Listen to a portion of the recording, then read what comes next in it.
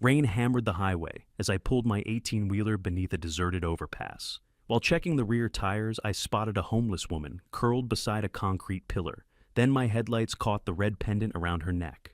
My breath stopped. It looked exactly like the necklace I had given my daughter 2 months before she vanished 18 years ago. "Where did you get that?" I asked. She remained silent. I brought her somewhere safe, but when the doctor examined her shoulder hours later, what appeared beneath her torn shirt sent a chill through my entire body. This story unfolds slowly, but it won't leave you the same. Before we continue, drop a comment and tell me, how are you feeling right now in just one word? Your presence here means something. A quick note. Some details are fictionalized to strengthen the message, but the heart of this story, the lesson about trust and betrayal, is what I hope resonates with you. At 63, I still drive my 18-wheeler at least once a week. Not because Perry Freight needs me behind the wheel, but because the truck cabin is the only place no one expects me to be anyone else. The windshield wipers scraped against November drizzle, the rhythm almost musical if you didn't listen too hard. I-5 South cut through Seattle's southern suburbs at 6:47 p.m. on a Wednesday. The kind of gray evening where headlights turn on early and the sky never quite commits to darkness. An old country song played on the radio. Something about lost highways and women who leave, and I didn't turn it off because silence in the truck was different from silence at home. One was empty, the other was waiting. I'd been driving routes like this for 30 years. Built Perry Freight from one truck in 1994, the year my first wife died, into 38 vehicles and a Portland depot that handled federal contracts.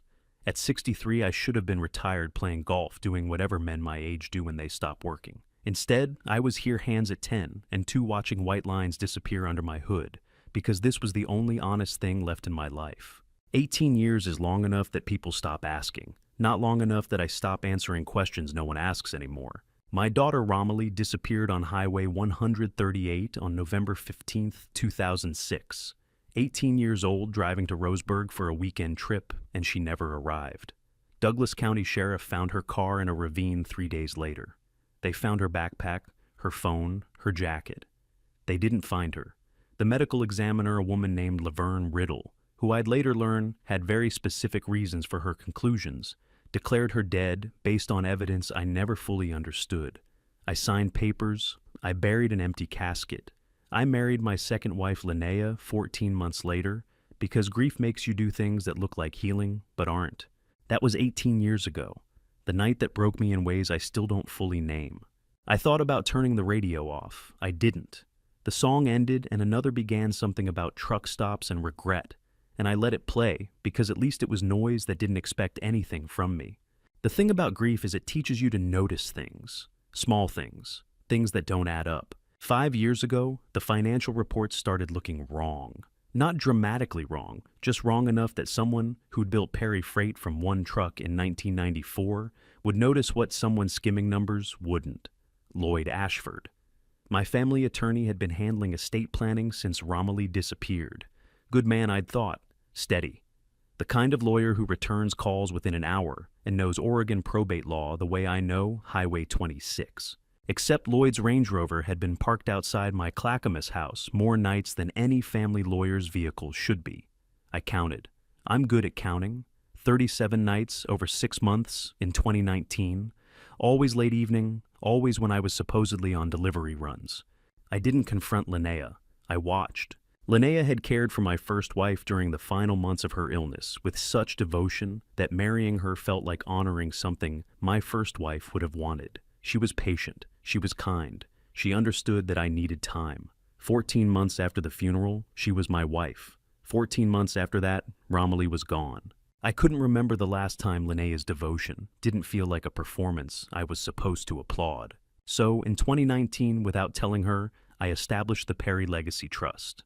Moved the house and the freight land, the core assets, into an irrevocable trust with paperwork Lloyd never saw.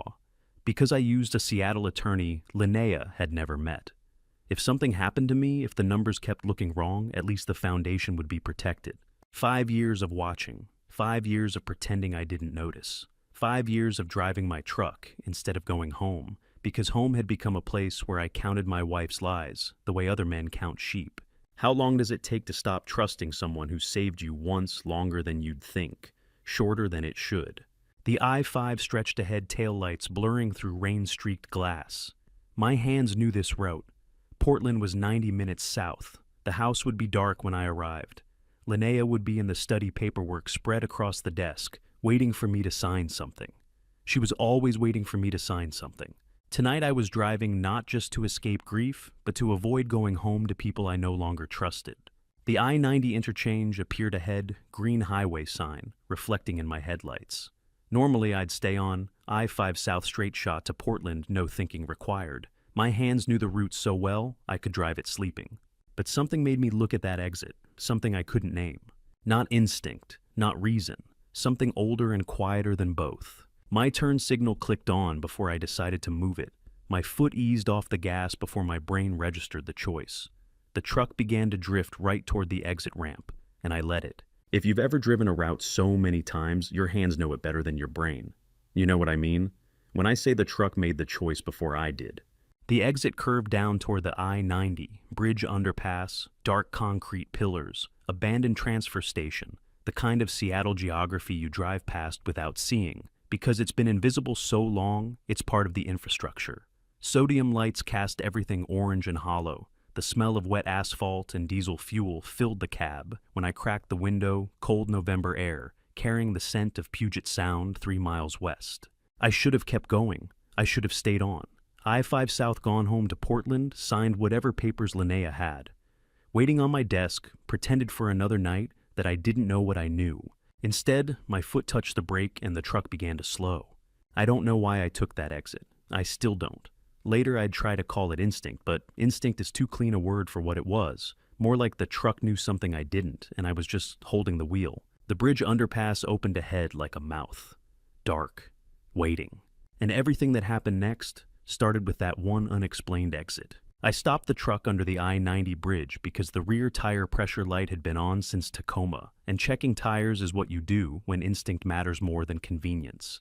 The underpass swallowed the headlights' concrete pillars, rising like ribbed sodium lights, casting everything sickly orange. The air smelled like wet asphalt and Seattle November dampness, cold water that never quite freezes. I killed the engine and climbed down, boots hitting puddled concrete. The rear tire looked fine. Probably just a sensor glitch. But I walked the truck's length anyway because that's what you do. Check what can be checked. The headlights caught her when I walked past the cab. Just a shape at first. Someone who'd found shelter under the bridge the way people do when winter starts biting. Tattered blanket, 2 garbage bags hunched against a pillar in the posture of someone who never quite sleeps even when their eyes are closed. I would have kept walking, would have finished the check, climb back in, driven to Portland. Then the light hit her neck. The necklace caught the headlights like a small red fire. Garnet teardrop pendant, silver setting with a distinctive engraved border running along the edge. Interlocking crescents, deliberate and specific, because I'd wanted something my 18-year-old daughter couldn't lose and pretend she'd misplaced. I'd given it to Romilly on her birthday, September 2006, 2 months before she disappeared. 2 months before the sheriff called to say they'd found her car in a ravine and her body was presumed dead. There aren't 2 necklaces like that in the world. I'd sat with the Portland jeweler long enough to be certain. I'd specified the engraved border myself, a pattern no one else would commission. By accident, no one else would replicate without the original. And the original had been buried in an empty casket 18 years ago. My legs moved without consulting my brain. I walked toward her, slowly, hands visible. She lifted her head, wary, exhausted, watchful. The look of someone who'd learned to calculate threat before full consciousness. I stopped 6 feet away, crouched down, pulled a water bottle from my jacket and set it on the concrete between us. "You okay?" She stared at the water, then at me. Didn't move to take it. Smart. But my eyes went back to the necklace. Red garnet catching light, engraved border unmistakable. "At that necklace," I said. My voice came out different than I intended. Not calm, not controlled. "Where did you get it?" She pulled the blanket tighter, hand covering the pendant. Protection reflex. I sat completely on the damp concrete, eye to eye, not towering. The cold seeped through my jeans immediately. "I'm not going to take it," I said. "I just need to know where it came from." She studied me. I could see her face clearly now, mid-30s, maybe weathered from years outside. A large scar ran from her left temple down across her cheekbone, old but prominent, the kind that changes the architecture of a face. The scar hadn't been on my daughter's face. I didn't recognize her. Not her eyes, not her jawline, not the way she held herself. Nothing about this woman connected to the 18-year-old girl I'd buried, except the necklace. "Do you know the name Romilly Perry?" She looked at me with the specific emptiness of someone who doesn't recognize words that should mean something. No flash of recognition, no fear, just blank watchfulness. How do you explain standing under a bridge in Seattle staring at something that shouldn't exist? You don't. You just stand there until the impossible becomes the only thing that makes sense. Two facts existed simultaneously. This was the necklace I'd commissioned for my daughter. This was not my daughter's face. I don't know what kept me sitting on that wet concrete. Not logic, not reason. Something older than both. The same thing that had made me take the I-90 exit without deciding to. Instinct. "I have a truck," I said. "Food, warmth, you can sleep, just for tonight. No strings." She watched me for what felt like a full minute, calculating threat versus cold versus hunger. The math of survival. Finally, she nodded once. I stood, slowly offered my hand. She ignored it, pushed herself up, using the pillar, gathering her bags with careful efficiency. I led her to the passenger side, helped her climb up. Gave her the water bottle and a blanket from the sleeper compartment. She drank slowly, hands shaking. Within 5 minutes, her eyes were closing. Within 10, she was asleep. Blanket pulled to her chin, bags clutched to her chest. I sat in the driver's seat and picked up my phone. My finger hovered over Linnea's name in contacts. Then I saw Lloyd's Range Rover in my mind parked outside my house on 37 nights I'd counted. Saw Linnea's patient smile that felt like performance. Saw 5 years of financial reports that didn't add up. I put the phone down, picked it up again. Scrolled to Theodore Madden, private investigator, retired Seattle PD friend for 30 years. The kind of man who answered when you called and didn't ask questions until you were ready. He picked up on the second ring. "Theodore," I said, "I need you. Don't ask why yet. Can you bring Dr. Callahan if she's available? I'll be at the Clackamas cabin in 3 hours. Silence. Then, "I'll be there." I hung up and started the engine. The woman didn't stir. That cabin, I'd never mentioned it to Linnea, not because I was hiding it deliberately. When I bought it in 1998, I just thought it was a place to be alone when needed. Registered under a subsidiary, my name nowhere on the deed. Now, I wasn't sure I hadn't known all along I'd need it someday. I drove south on I-5 with a woman I didn't recognize wearing a necklace that belonged to my daughter, heading toward a cabin my wife didn't know about, while Theodore prepared to drive through the night without knowing why. The necklace was impossible. The scar was real. And somewhere between those two facts was a truth I wasn't ready to name yet. Theodore Madden's truck pulled into the cabin, clearing at 10:45 p.m. headlights, cutting through Oregon darkness. And I watched from the window as my friend of 30 years climbed out carrying the kind of questions he'd agreed not to ask yet. The cabin sat on 40 acres of Clackamas County forest I'd bought in 1998, back when land was cheap and solitude felt like luxury instead of necessity. 1 room, wood stove, 2 windows, a couch I'd salvaged from the depot. The woman was still asleep on that couch when Theodore knocked 3 sharp raps that meant he was here, he was ready, and he'd wait as long as it took. I opened the door. Theodore stood there, 67 broad-shouldered gray hair, cropped military short, even 3 years after retiring from Oregon State Police. Behind him, Dr. Imogene Callahan carried her medical bag, the one she still kept stocked 2 years after leaving Portland ER work. Her eyes went past me to the couch, taking in the scene with the kind of professional assessment that doesn't waste time on surprise. "Theodore," I said. "Raymond." He stepped inside, and Dr. Callahan followed. Neither asked questions. That's what 30 years of friendship bought you, the ability to show up at midnight in the woods without demanding explanations. Theodore's eyes went to the woman on the couch, to the red garnet necklace visible against her throat, then to my face. I watched him read everything I wasn't saying. "You want me to ask," he said quietly, "or you want me to wait?" "Wait." Dr. Callahan set her medical bag on the cabin's small wooden table. "I'll need to examine her," she said. "Check for injuries, malnutrition, exposure. Is that acceptable?" "Yes." She moved to the couch with practiced efficiency, kneeling beside the woman who still slept with the kind of exhaustion that goes deeper than ordinary tiredness. Dr. Callahan checked pulse pupils, examined the visible bruising on her hands. lifted the blanket slightly to assess her general condition. "Dehydrated," she said. "Undernourished. Several old injuries poorly healed." She looked at the woman's right shoulder where the blanket had slipped. "This shoulder wound is infected, but not critically. I need to clean it properly."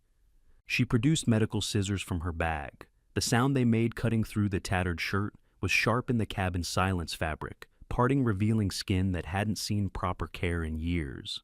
I stood in the corner because I didn't trust myself to stand closer. Theodore's hand was on the wall beside me, not touching me, just there. The woman stirred slightly but didn't wake.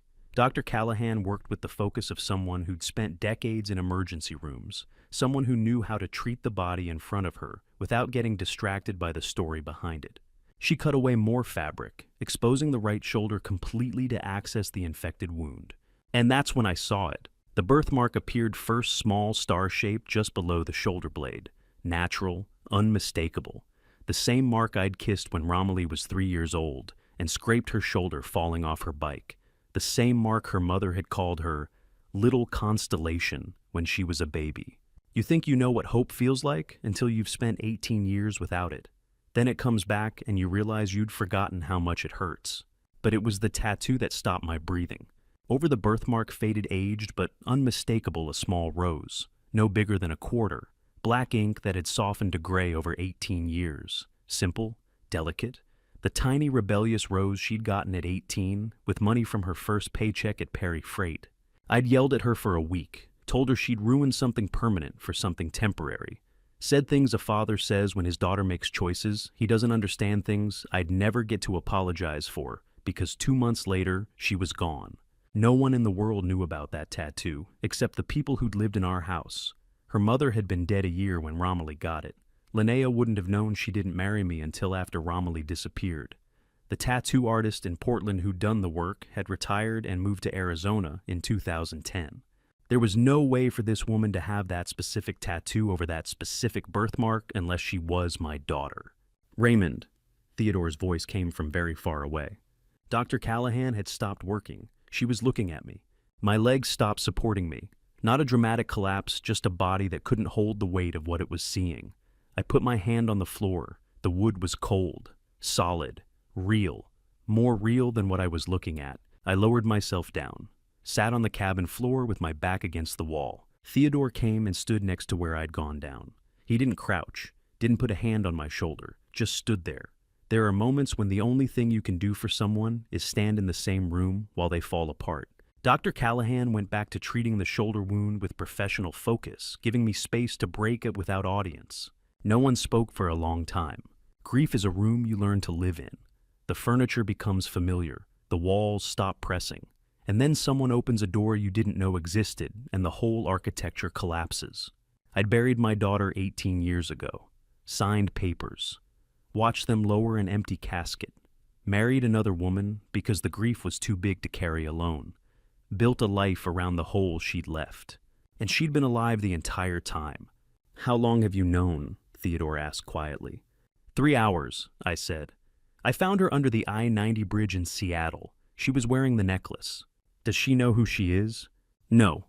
Dr. Callahan finished bandaging the shoulder and gently pulled the blanket back over the woman over Romilly. My daughter. Who had no idea she was my daughter. The scar on her temple, Dr. Callahan said carefully. Traumatic injury. Old. The kind that causes memory loss if it's severe enough. "Can it come back?" I asked. "Memory. Sometimes. With time. With triggers." She looked at me with something like compassion. "Sometimes not." I sat on that cabin floor and looked at the faded rose on my daughter's shoulder, and I understood 2 things. Simultaneously, she was alive and she had no idea who she was. The necklace had been impossible. The tattoo made it undeniable. And somewhere between finding her under that bridge and this moment, I'd stopped being a man who'd lost his daughter and became a man who had to figure out how to bring her back from wherever she'd been for 18 years. I made chicken soup Thursday morning because it was the only thing I could think to do with my hands, and doing nothing would have meant thinking about what the tattoo meant, and I wasn't ready for that conversation with myself yet. The cabin kitchen was small, 2 burners, a dented pot. Theodore had brought with groceries at dawn. I chopped carrots, peeled potatoes, added stock from a can. let it simmer until the cabin smelled like something other than pine and 18 years of questions. When it was ready, I ladled soup into a bowl and set it on the dining table, pulled out a chair. Romilly appeared in the bedroom doorway, wearing clothes Dr. Callahan had brought: sweatpants, oversized flannel shirt. Her hair was tangled, a temple scar visible in morning light. I gestured to the chair without speaking. She sat slowly, eyes going to the soup bowl. Steam rose in lazy spirals. Then her hand moved, just the little finger, reached out, dipped into the soup at the bowl's edge, stirred 3 slow circles clockwise, then lifted the spoon. I turned toward the kitchen window before she could see my face, stood there looking at Oregon pines until I could breathe normally. Her mother had taught her that when she was 5. Little finger, first 3 circles to test temperature, because a child's little finger is more sensitive to heat than the index finger. Keeps you from burning your mouth on soup you're too hungry to wait for. I'd watched my first wife teach Romilly that exact motion in 1993. Watched her repeat it for 13 years until she disappeared. Romilly didn't remember her mother, didn't remember being 5, didn't remember the lesson, but her little finger remembered. Dr. Callahan had explained it the night before. Autobiographical memory can be lost completely from trauma. Names, faces, personal history gone. But procedural memory works differently, different brain structures. The body holds what the mind can't. I hadn't fully understood the science, but I understood my daughter's little finger, and I started wondering how many other things were buried in her body waiting to be called out. She finished the soup without looking at me. When she was done, she walked back to the bedroom like she'd always known where it was. It doesn't feel like regular hope. It feels like watching a ghost become solid, one movement at a time.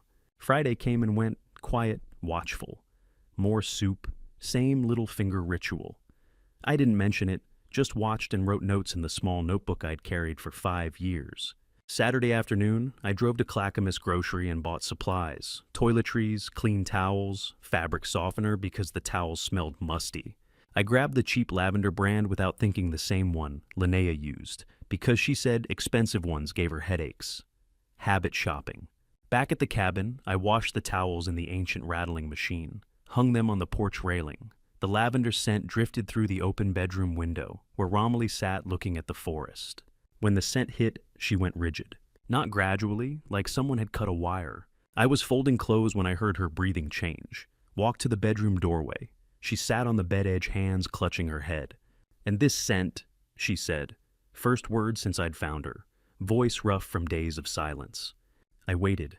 Her eyes weren't focused on the cabin. They were somewhere else, sometime else. "The woman in white," she said slowly.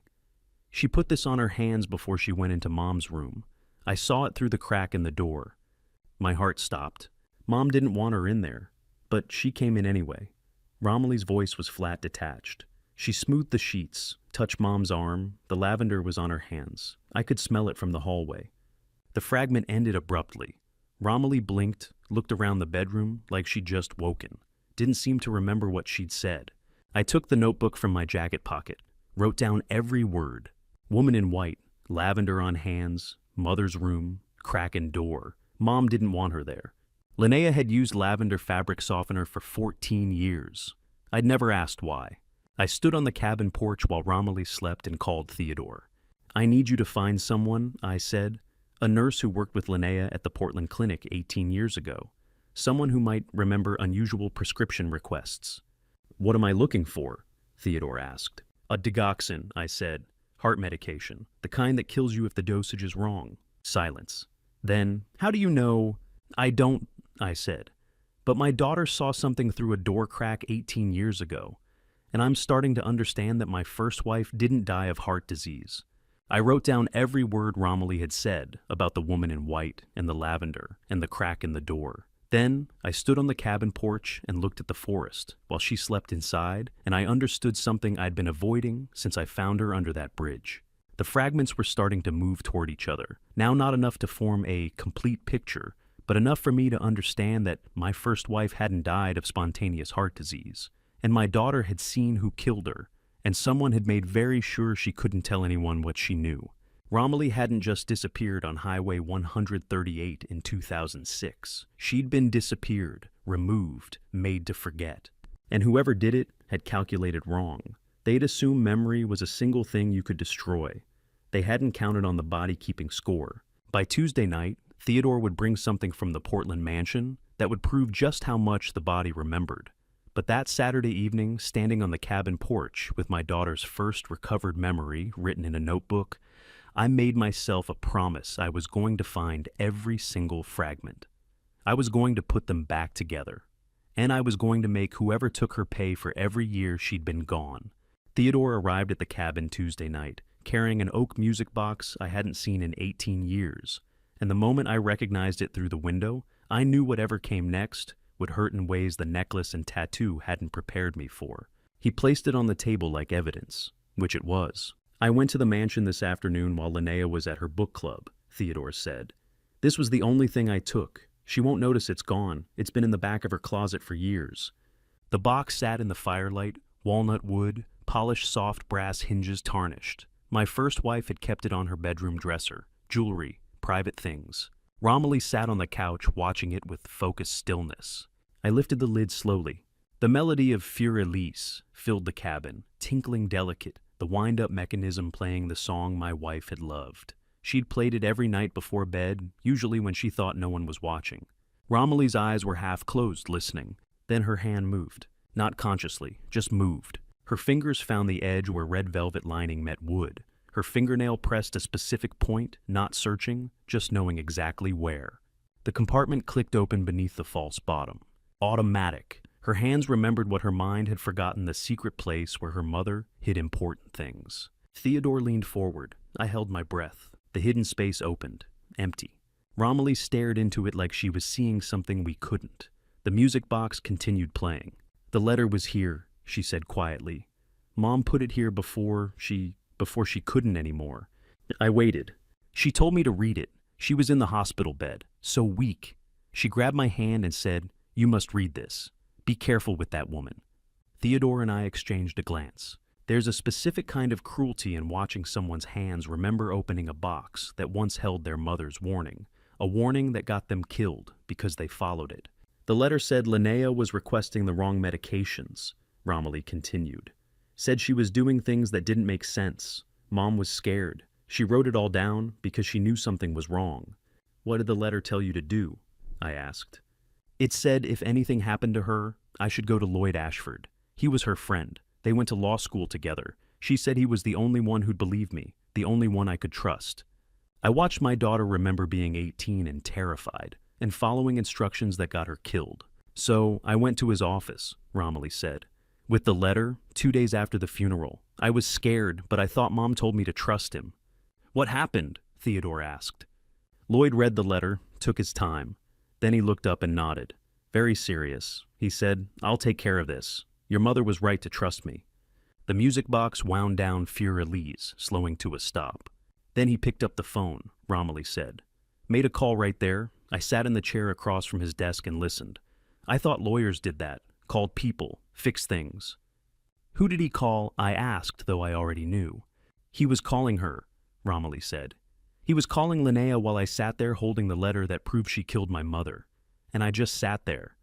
The cabin went silent except for the fire. He didn't leave the room, Romilly continued.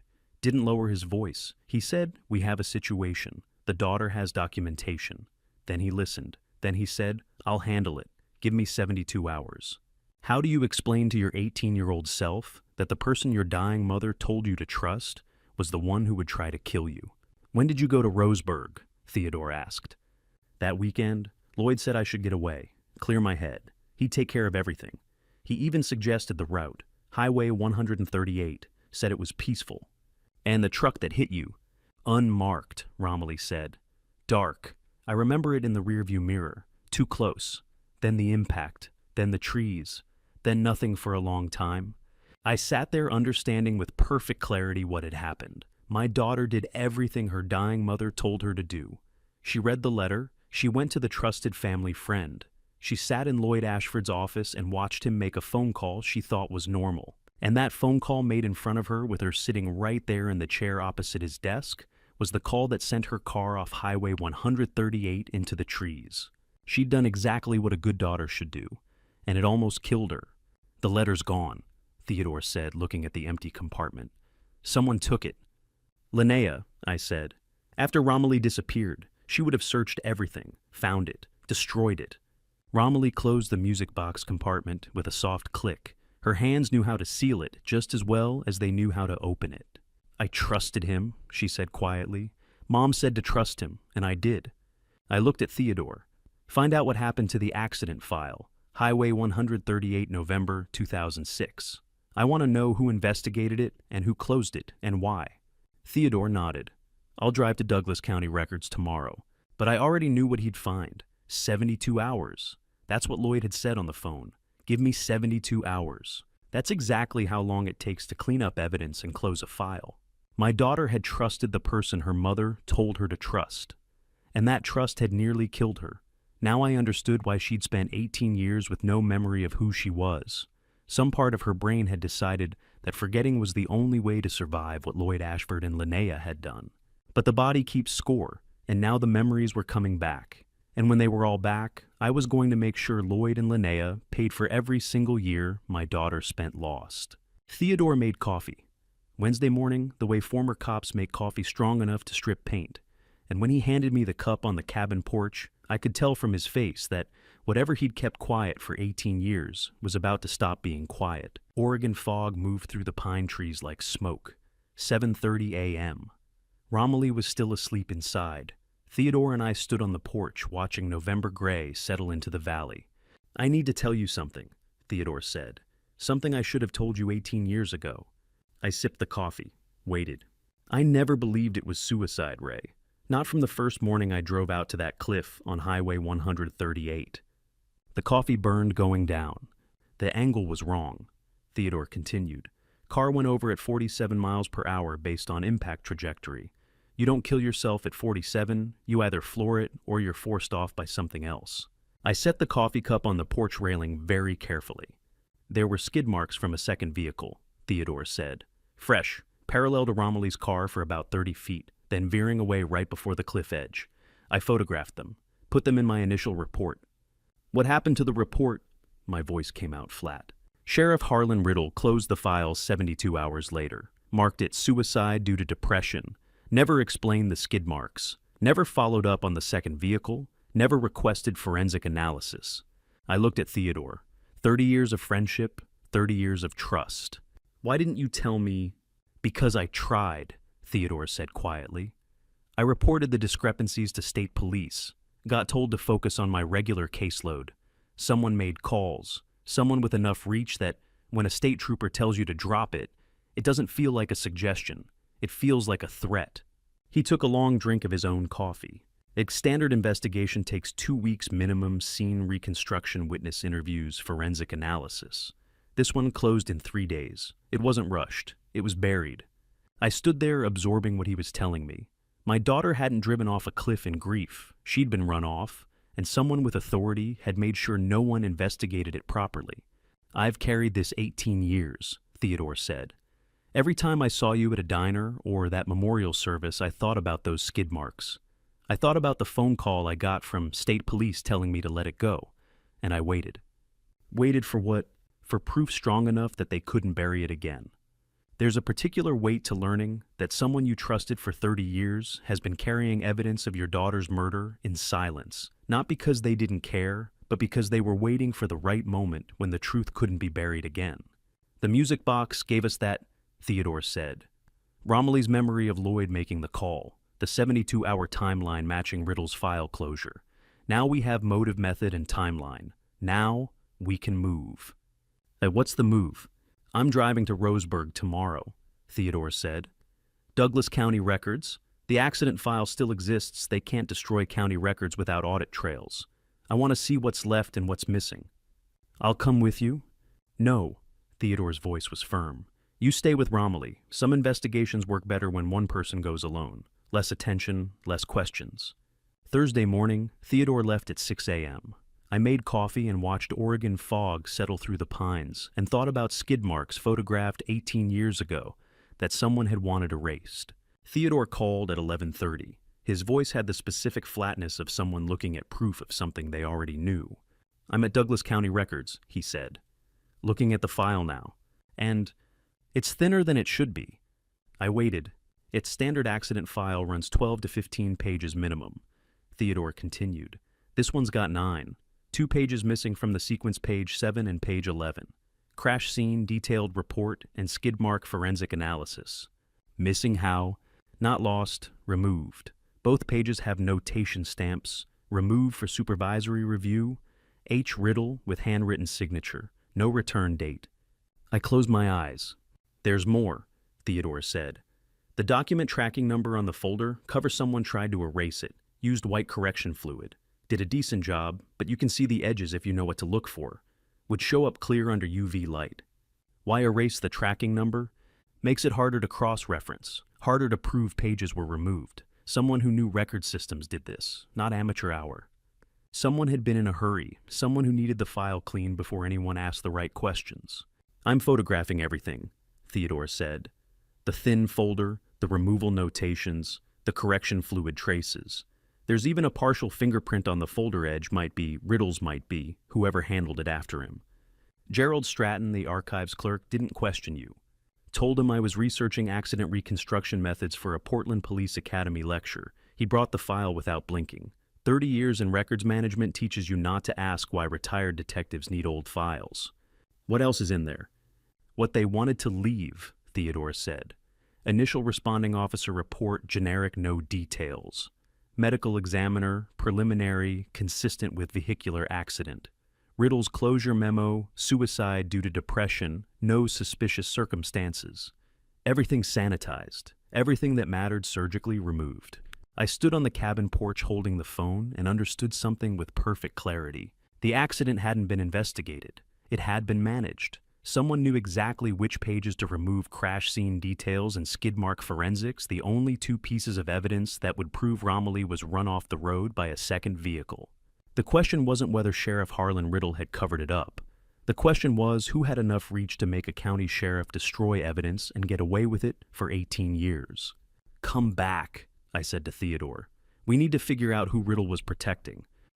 Laverne Price, the cardiac care nurse.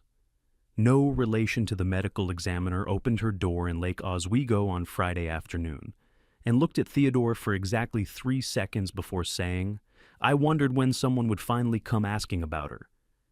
And I knew from Theodore's phone call later that she'd been waiting 18 years to tell someone what she knew. Theodore had driven to Lake Oswego Friday morning with Linnea's photo in his jacket. He'd found Laverne through retired nurse registry, 2 phone calls, 1 helpful records clerk. When he knocked at 2:30, she opened the door, already knowing why he was there. She led him to a living room with family photos on every surface. Tea was already prepared like she'd expected a visitor. Theodore set Linnea's photo on the coffee table without preamble. Laverne looked at it for a long moment. That's Linnea Blanchard, she said. She worked cardiac care rotation with me at Portland Community Clinic, late 2006 around October. You remember her specifically. I've thought about her many times over the years. Wondered if anyone would come asking the right questions. Took longer than I expected. What happened with Linnea? Theodore asked. Laverne poured tea with steady hands, 30 years of nursing handling emergencies without panic. She approached me in October 2006, Laverne said. Asked me to process additional digoxin from pharmacy inventory beyond what patient charts authorized. 0.5 milligram tablets. Enough that I knew immediately it wasn't for standard cardiac maintenance. How much? 90 tablets. Digoxin is digitalis from Foxglove. Therapeutic dose is 0.25 milligrams daily, 0.5 for severe cases. But 90 tablets. Laverne shook her head. That's not therapy. What did you do? Asked for patient authorization, standard protocol. She said it was for a private client she cared for at home, insisted it was legitimate. And I reported it to my department head the next morning, because that's what you do when medication requests don't match charts. Some people keep emails because they're sentimental, some because they're evidence, and some because 18 years ago something told them that deleting certain truths would make them complicit in whatever came after. What happened after you reported it? Theodore asked. 48 hours later, termination paperwork, uncooperative attitude, failure to support team dynamics. 30 years at that clinic without a single disciplinary note, fired for being uncooperative. No prior warnings? None. The department head wouldn't meet with me. HR processed my exit the same afternoon. Someone had made calls, someone with enough weight that a nurse reporting medication irregularities got eliminated instead of investigated. Before I turned in my badge, Laverne continued. I forwarded one email to my personal laptop, the prescription confirmation showing exactly what Linnea requested when, and my refusal notation. I didn't know why I was saving it, just knew I had to. Do you still have it? Laverne walked to a closet, returned carrying an old laptop. The screen flickered to life. I've tried to delete this email hundreds of times over 18 years, she said quietly. Every time I moved it to trash, something stopped me from emptying it. I told myself I was being paranoid, but I kept it anyway. She turned the laptop toward Theodore. The email sat exactly where she'd saved it. Subject pharmacy request, digoxin 0.5 milligrams. Date, October 23, 2006. Request for digoxin 0.5 milligram quantity 90 tablets. My refusal notation is right there. Linnea's signature on the attached request form. October 23, 2006. 2 weeks before my first wife died. Theodore photographed the screen, asked if Laverne would testify if needed. I've been ready for 18 years, she said. He called me at 4 p.m. from his car. The email is still there, he said. I was on the cabin porch. Romilly was inside, reading. Oregon afternoon light slanted through pines. Tell me. October 23, 2006. Linnea requested 90 tablets of digoxin, 0.5 milligram from Clinic Pharmacy. Laverne refused, reported it, got fired 48 hours later. And the email? Everything's there. The request, the refusal, Linnea's signature, date stamped 2 weeks before your wife died. I absorbed what that meant. My first wife hadn't died of spontaneous heart failure. She'd been poisoned, and the nurse who refused to provide the poison had been eliminated before she could cause problems. Laverne kept it on a personal laptop, Theodore continued. Never connected to the clinic network, never backed up anywhere it could be accessed or erased. 18 years because she couldn't bring herself to delete it. Why not? She said something stopped her. Every time she tried to empty the trash folder, something told her not to. Well, she wasn't paranoid, I said. No, she was being a witness. I looked through the cabin window at Romilly, my daughter who'd been disappeared because she'd seen too much, who'd spent 18 years with no memory because someone wanted to make sure she couldn't testify. And now, we had digital evidence that Linnea had tried to obtain a lethal overdose 2 weeks before my first wife's heart stopped. Evidence that survived 15 years because one nurse couldn't press delete. Can it be authenticated? I asked. Metadata's intact. Original email headers, clinic server information. It'll hold up. Theodore called me from Laverne's living room at 4 p.m. and said 5 words that changed everything. The email is still there. 18 years of digital evidence sitting on a personal laptop that had never been connected to any network where it could be erased. Proof that Linnea Blanchard had requested a lethal overdose of heart medication 2 weeks before my first wife's heart stopped. Laverne Price had been fired for refusing to provide it, and she'd kept the email for 15 years because something instinct conscience, the quiet voice that tells certain people they're witnesses to something that will matter someday, wouldn't let her press delete. She'd chosen to preserve it, and that choice was about to matter more than she'd ever imagined. Orville Weaver was standing on his porch when Theodore's car pulled into the Yakima County farmyard Saturday afternoon, and before Theodore could introduce himself, Orville said the words Theodore had heard twice already this week. I knew this day would come. Theodore told me about it later. The farm, 20 acres of quiet Washington land, 2 old dogs in the dirt yard. Orville, at 71, looked like a man who'd spent decades driving freight shoulders, bent from long hours, hands scarred from loading docks. You're here about the girl from Highway 138, Orville said. Theodore nodded. I worked Perry Freight 20 years, drove that route 1,000 times, only stopped once. November 15, 2006. I pulled her out of that car, Orville said. I've been waiting 18 years for someone to come asking why. He gestured toward the house. Come inside. This takes time. The kitchen smelled like coffee and wood smoke. Orville poured 2 cups, set them on a worn table. I was driving home after a late delivery. Heavy rain. Highway 138 about midnight. I saw headlights plunge off the cliff maybe 200 yards ahead. What did you do? Stopped. Climbed down in the rain. The car was hooked on trees maybe 10 feet from the water. Driver's side crushed. She was trapped but breathing. I got her out. Then what? I didn't call 911. Not because I'm a coward, because I'd driven freight long enough to know when something's arranged. This felt arranged. How? The angle, the speed, the fact that her car was alone on the road at midnight in a rainstorm, and paint transfer on her rear bumper. Fresh. Someone had hit her from behind.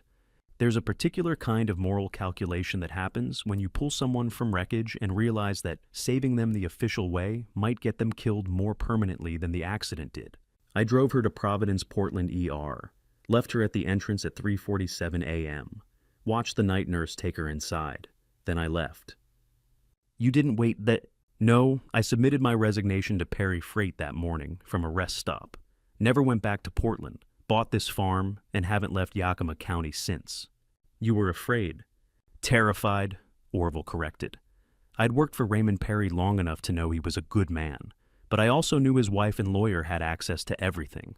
That girl in my truck was supposed to be dead. Calling the police might have finished what the crash started. Theodore called me at 8 p.m. from his car, told me everything. I stood on the cabin porch listening. He saved her life, I said, and spent 18 years wondering if he'd done the right thing. I hung up and went inside. Romilly was in the bedroom door half open, sitting on the bed looking out the window. Then I heard her voice, certain. Dad, I remember. I walked to the doorway. What do you remember? I was driving home on Highway 138, raining. There was a truck behind me in the mirror, no headlights, just following. I sat in the chair by the door, didn't interrupt. I sped up, the truck sped up, matched my speed exactly, not random, deliberate. What happened next? Impact, rear end, hard enough that I lost the wheel. The car went sideways, then off the road. I remember trees, the airbag. I remember thinking this is how I die. She stopped. I waited. And then just before everything went black, headlights from the opposite lane flashed across my rearview mirror, just for a tenth of a second, long enough to see into the truck behind me. My hands gripped the chair arms. I saw his face, Romilly said. Lloyd Ashford, the man I'd sat across from that afternoon, the man my mother told me to trust. He was driving the truck. Tenth of a second, that's how long it takes for headlights to illuminate a face in a rearview mirror, long enough to recognize someone you trusted 4 hours earlier. You're certain.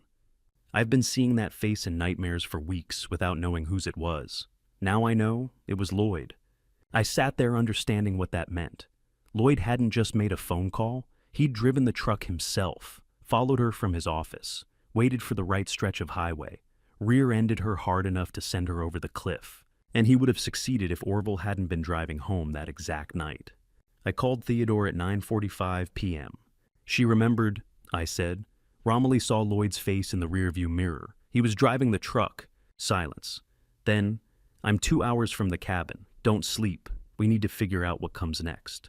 Because now we had Orville's testimony about the rescue, Laverne's email about the digoxin, Sheriff Riddle's deleted file pages, and Romilly's memory of Lloyd behind the wheel. We had everything except the one thing that would make it all matter, a way to prove it that wouldn't get us killed the way it almost killed her. I stood on the cabin porch waiting for Theodore and thought about Lloyd Ashford, family lawyer, mother's college friend, the man my first wife had trusted enough to name in her warning letter. And he'd used that trust to send my daughter off a cliff. The question wasn't whether we had enough evidence. The question was whether we could find someone with authority to act on it who wasn't already in Lloyd's pocket. Because if we went to the wrong person, if we showed our hand to someone who made one phone call, we'd end up exactly where Romilly had been, targets who knew too much. Theodore's headlights appeared at midnight. He got out carrying a manila folder, thick with documentation. We need to decide, he said.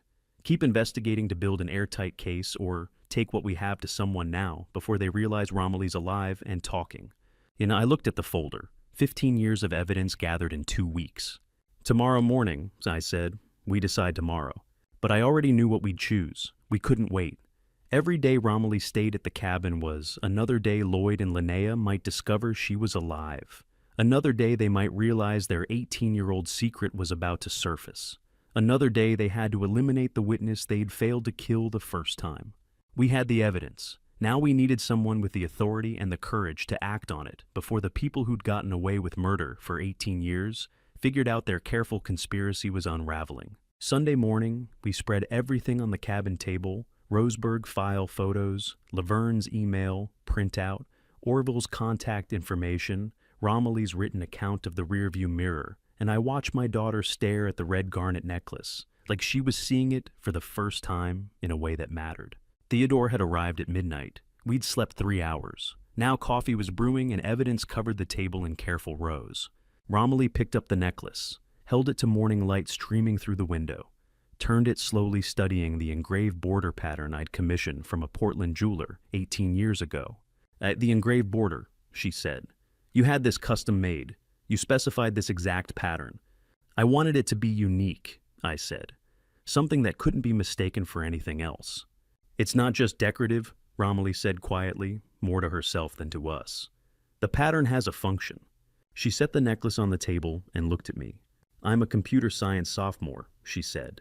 Second year. I know what I did when I took the letter to Lloyd's office. I prepared for the worst. Theodore leaned forward. What do you mean? Romilly's fingernail found the edge of the engraved pattern where it met the stone setting, pressed a specific point. The stone clicked sound so small I almost missed it, and the surface flipped open on a hidden hinge I'd never known existed. Inside, the hollow garnet, waterproof, silicone lining, professional grade, moisture protection, and nestled in the silicone, a micro SD card module smaller than my thumbnail, intact, sealed. You built this? Theodore said, not a question. Before I went to his office, Romilly confirmed. I stared at the tiny module, at the modification my 18-year-old daughter had engineered into a birthday gift I'd given her. Why'd I asked? Because I read Mom's letter. I knew something was wrong. I knew going to Lloyd meant... She stopped, started again. I knew it was dangerous. She touched the module, gently didn't remove it. Second-year computer science. We'd learned about data storage, miniaturization, digital evidence preservation. I bought this module online, 5 millimeters, recording capability up to 64 gigabytes depending on compression. You modified the necklace yourself, Theodore asked. Drilled the cavity with a jeweler's bit, lined it with waterproof silicone, installed the module with the microphone positioned at the stone edge, picks up sound in roughly a 180-degree arc. She looked at me. I tested the waterproofing in the sink, ran it through temperature stress tests, made sure the seal would hold. Then I wore it to Lloyd's office, recording everything. There's a specific kind of pride that comes from learning. Your daughter was smarter at 18 than you were at 63, the kind that hurts and heals simultaneously. You recorded the meeting, I said. I recorded everything. The letter reading, his phone call, whatever he said after I left. Theodore examined the module without touching it.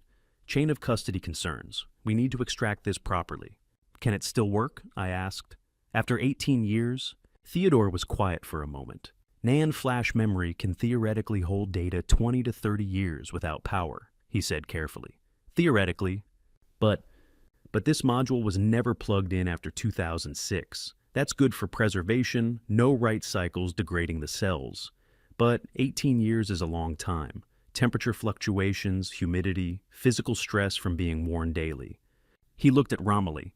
The waterproofing you built probably saved it. Moisture is the biggest killer for flash storage, but there's still no guarantee. What do we need? I asked. A specialized card reader, data recovery software, forensic-grade environment to prevent contamination during extraction. I have contacts in Portland specialists who work with damaged drives. How long? 24 hours minimum to attempt recovery. Longer if we need multiple extraction methods.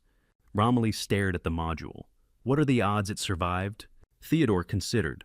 Honestly, 50-50. Maybe 60-40 in favor of preservation given your waterproofing. But maybe and certainly are different words. How do you spend 24 hours waiting to find out if your daughter recorded her own attempted murder 18 years ago, and the evidence survived long enough to matter? Take it, I said to Theodore. Do whatever you need to do. Theodore carefully removed the module from its silicone housing using tweezers from his evidence kit, placed it in a static-proof bag, sealed it. I'll drive to Portland now, he said. Call you when I know something. He looked at the evidence spread across the table. At the necklace with its hidden compartment now exposed. At Romilly sitting there, having just explained how her 18-year-old self had prepared for betrayal using the only skills she had. If this recording survived, Theodore said quietly, it's the only evidence we have that's completely untouchable. Everything else, Laverne's email, Orville's testimony, the file photos can be questioned, challenged, discredited. But audio of Lloyd making that phone call while Romilly sat in his office, that's unambiguous. He stood. 24 hours, I'll call either way. After Theodore left, I sat with Romilly in the cabin living room. The necklace lay on the table between us, compartment still open empty now. You knew, I said. At 18 you knew they might try to kill you. I knew something was wrong, Romilly said. Mom's letter was terrified. I'd never seen her handwriting shake like that. So I prepared the only way I could think of, make sure if something happened, there'd be proof. The SD module, the recording, everything Lloyd said, everything I heard him say on that phone call. She looked at me. I just didn't expect to forget I'd done it. I thought about 18-year-old Romilly modifying a birthday necklace into evidence recorder, about her sitting in Lloyd's office knowing it was dangerous, knowing she was documenting her own potential murder, doing it anyway, because her dying mother had told her to trust him, and about how 18 years later, that same necklace had led me to her under a Seattle bridge, how the evidence she'd prepared had waited all this time to matter. If the data survived, if Theodore could extract it, if 18 years of entropy hadn't degraded the recording beyond recovery, 24 hours between maybe and certainty, between brilliant preparation and successful outcome, between justice and just another piece of hardware that couldn't deliver what we needed.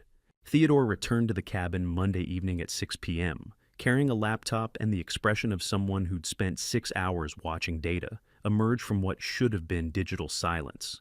And before he said anything, I knew from his face that Romilly's 18-year-old engineering had worked. He set the laptop on the cabin dining table, sat without ceremony. 94% intact, he said.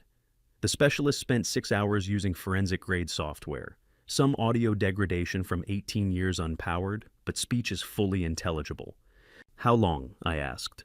47 minutes. Romilly sat at the head of the table. Theodore and I flanked her.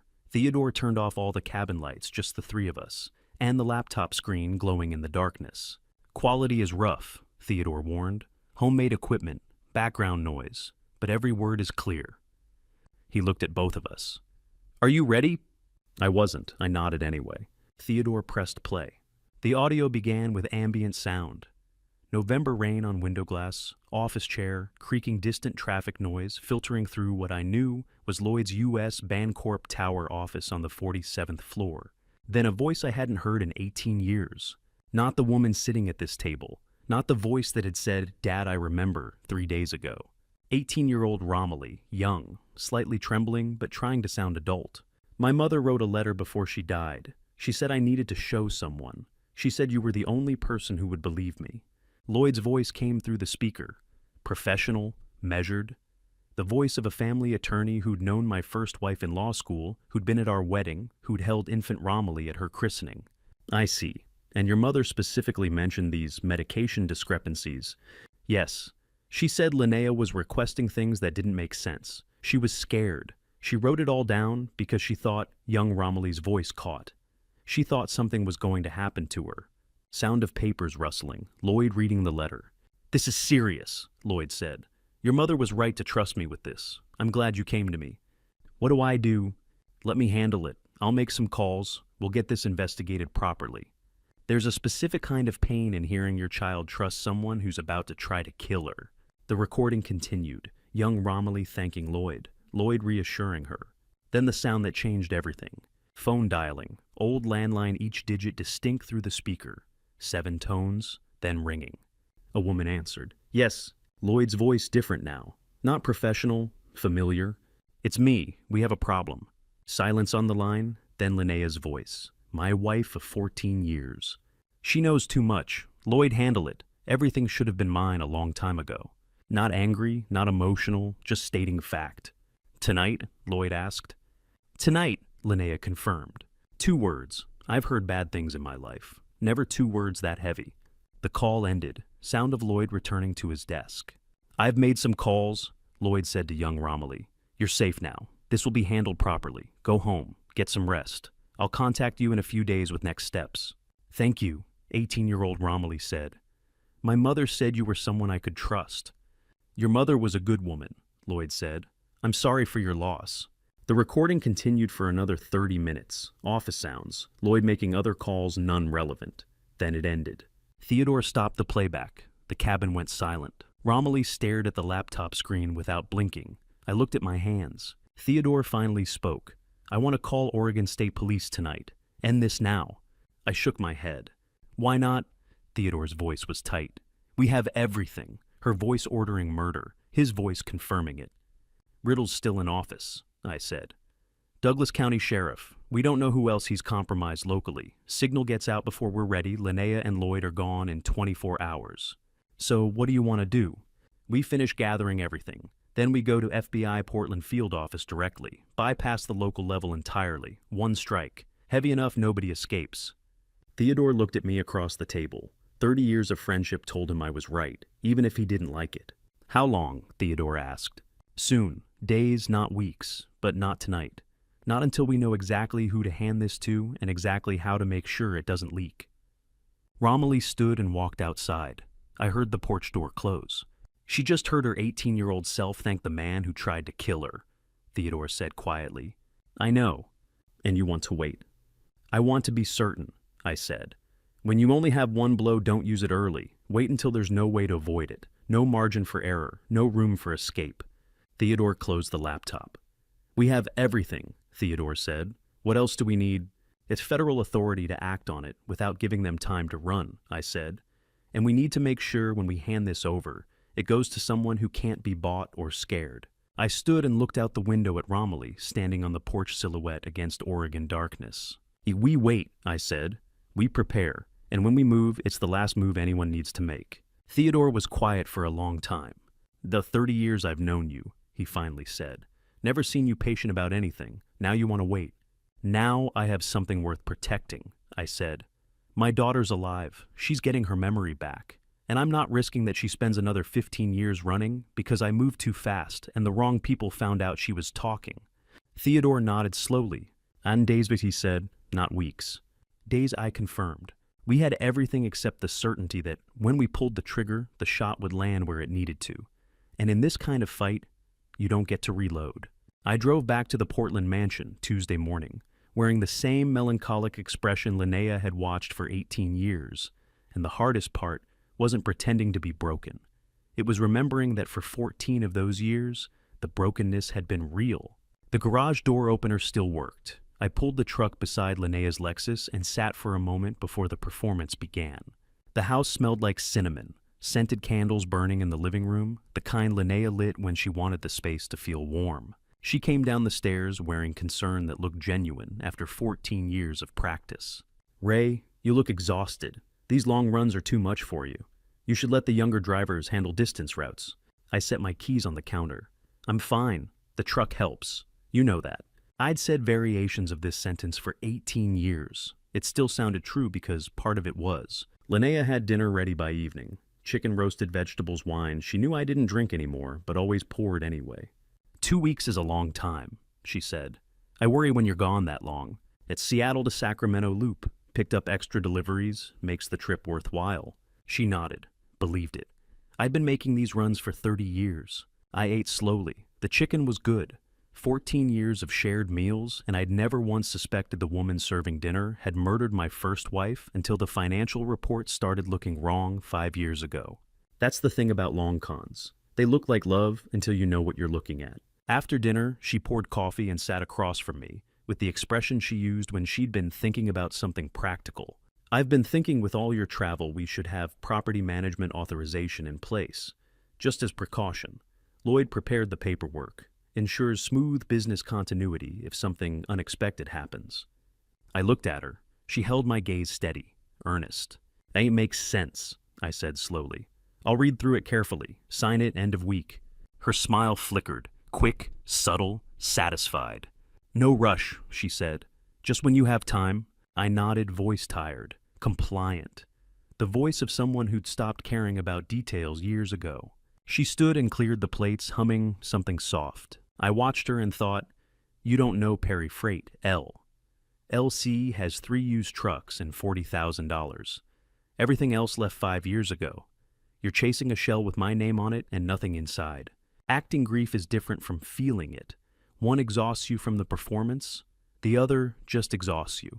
After 18 years, I'd learned to tell the difference. The first kind you can stop when nobody's watching. The second kind follows you into empty rooms and doesn't care whether anyone sees. I'd stopped performing 5 years ago when Theodore first said Romilly's accident file looked edited, started preparing instead. Wednesday morning, Theodore drove to downtown Portland, 12th floor Pioneer Place office tower. Leland Finch, 55, had practiced estate law for 30 years and carried the specific discretion that comes from knowing when not to ask questions. In 2019, he'd helped me establish the Perry Legacy Trust without asking why I didn't want Linnea's name anywhere near it. Theodore told me about it later that evening. Leland had the door open before Theodore knocked. Raymond called ahead, Leland said. Said you'd be coming. Said I should show you the 2019 trust without making you explain why it matters. He pulled a file from the locked cabinet. Thick, legal-weight paper. I helped him establish this 5 years ago. He told me he wanted Romilly protected. Didn't say from whom. I didn't ask. Leland spread the documents across the conference table. December light coming through floor-to-ceiling windows, winter gray and cold. Perry Legacy Trust, Leland said. Established September 2019 under Oregon Revised Statutes 130.220. Irrevocable structure cannot be modified or dissolved without beneficiary consent. Theodore leaned over the papers. Primary beneficiary Romilly Perry identified by date of birth and social security number. Linnea Blanchard does not appear in any capacity, not as trustee, not as contingent beneficiary, not as agent. Nowhere. What's in the trust? Theodore asked.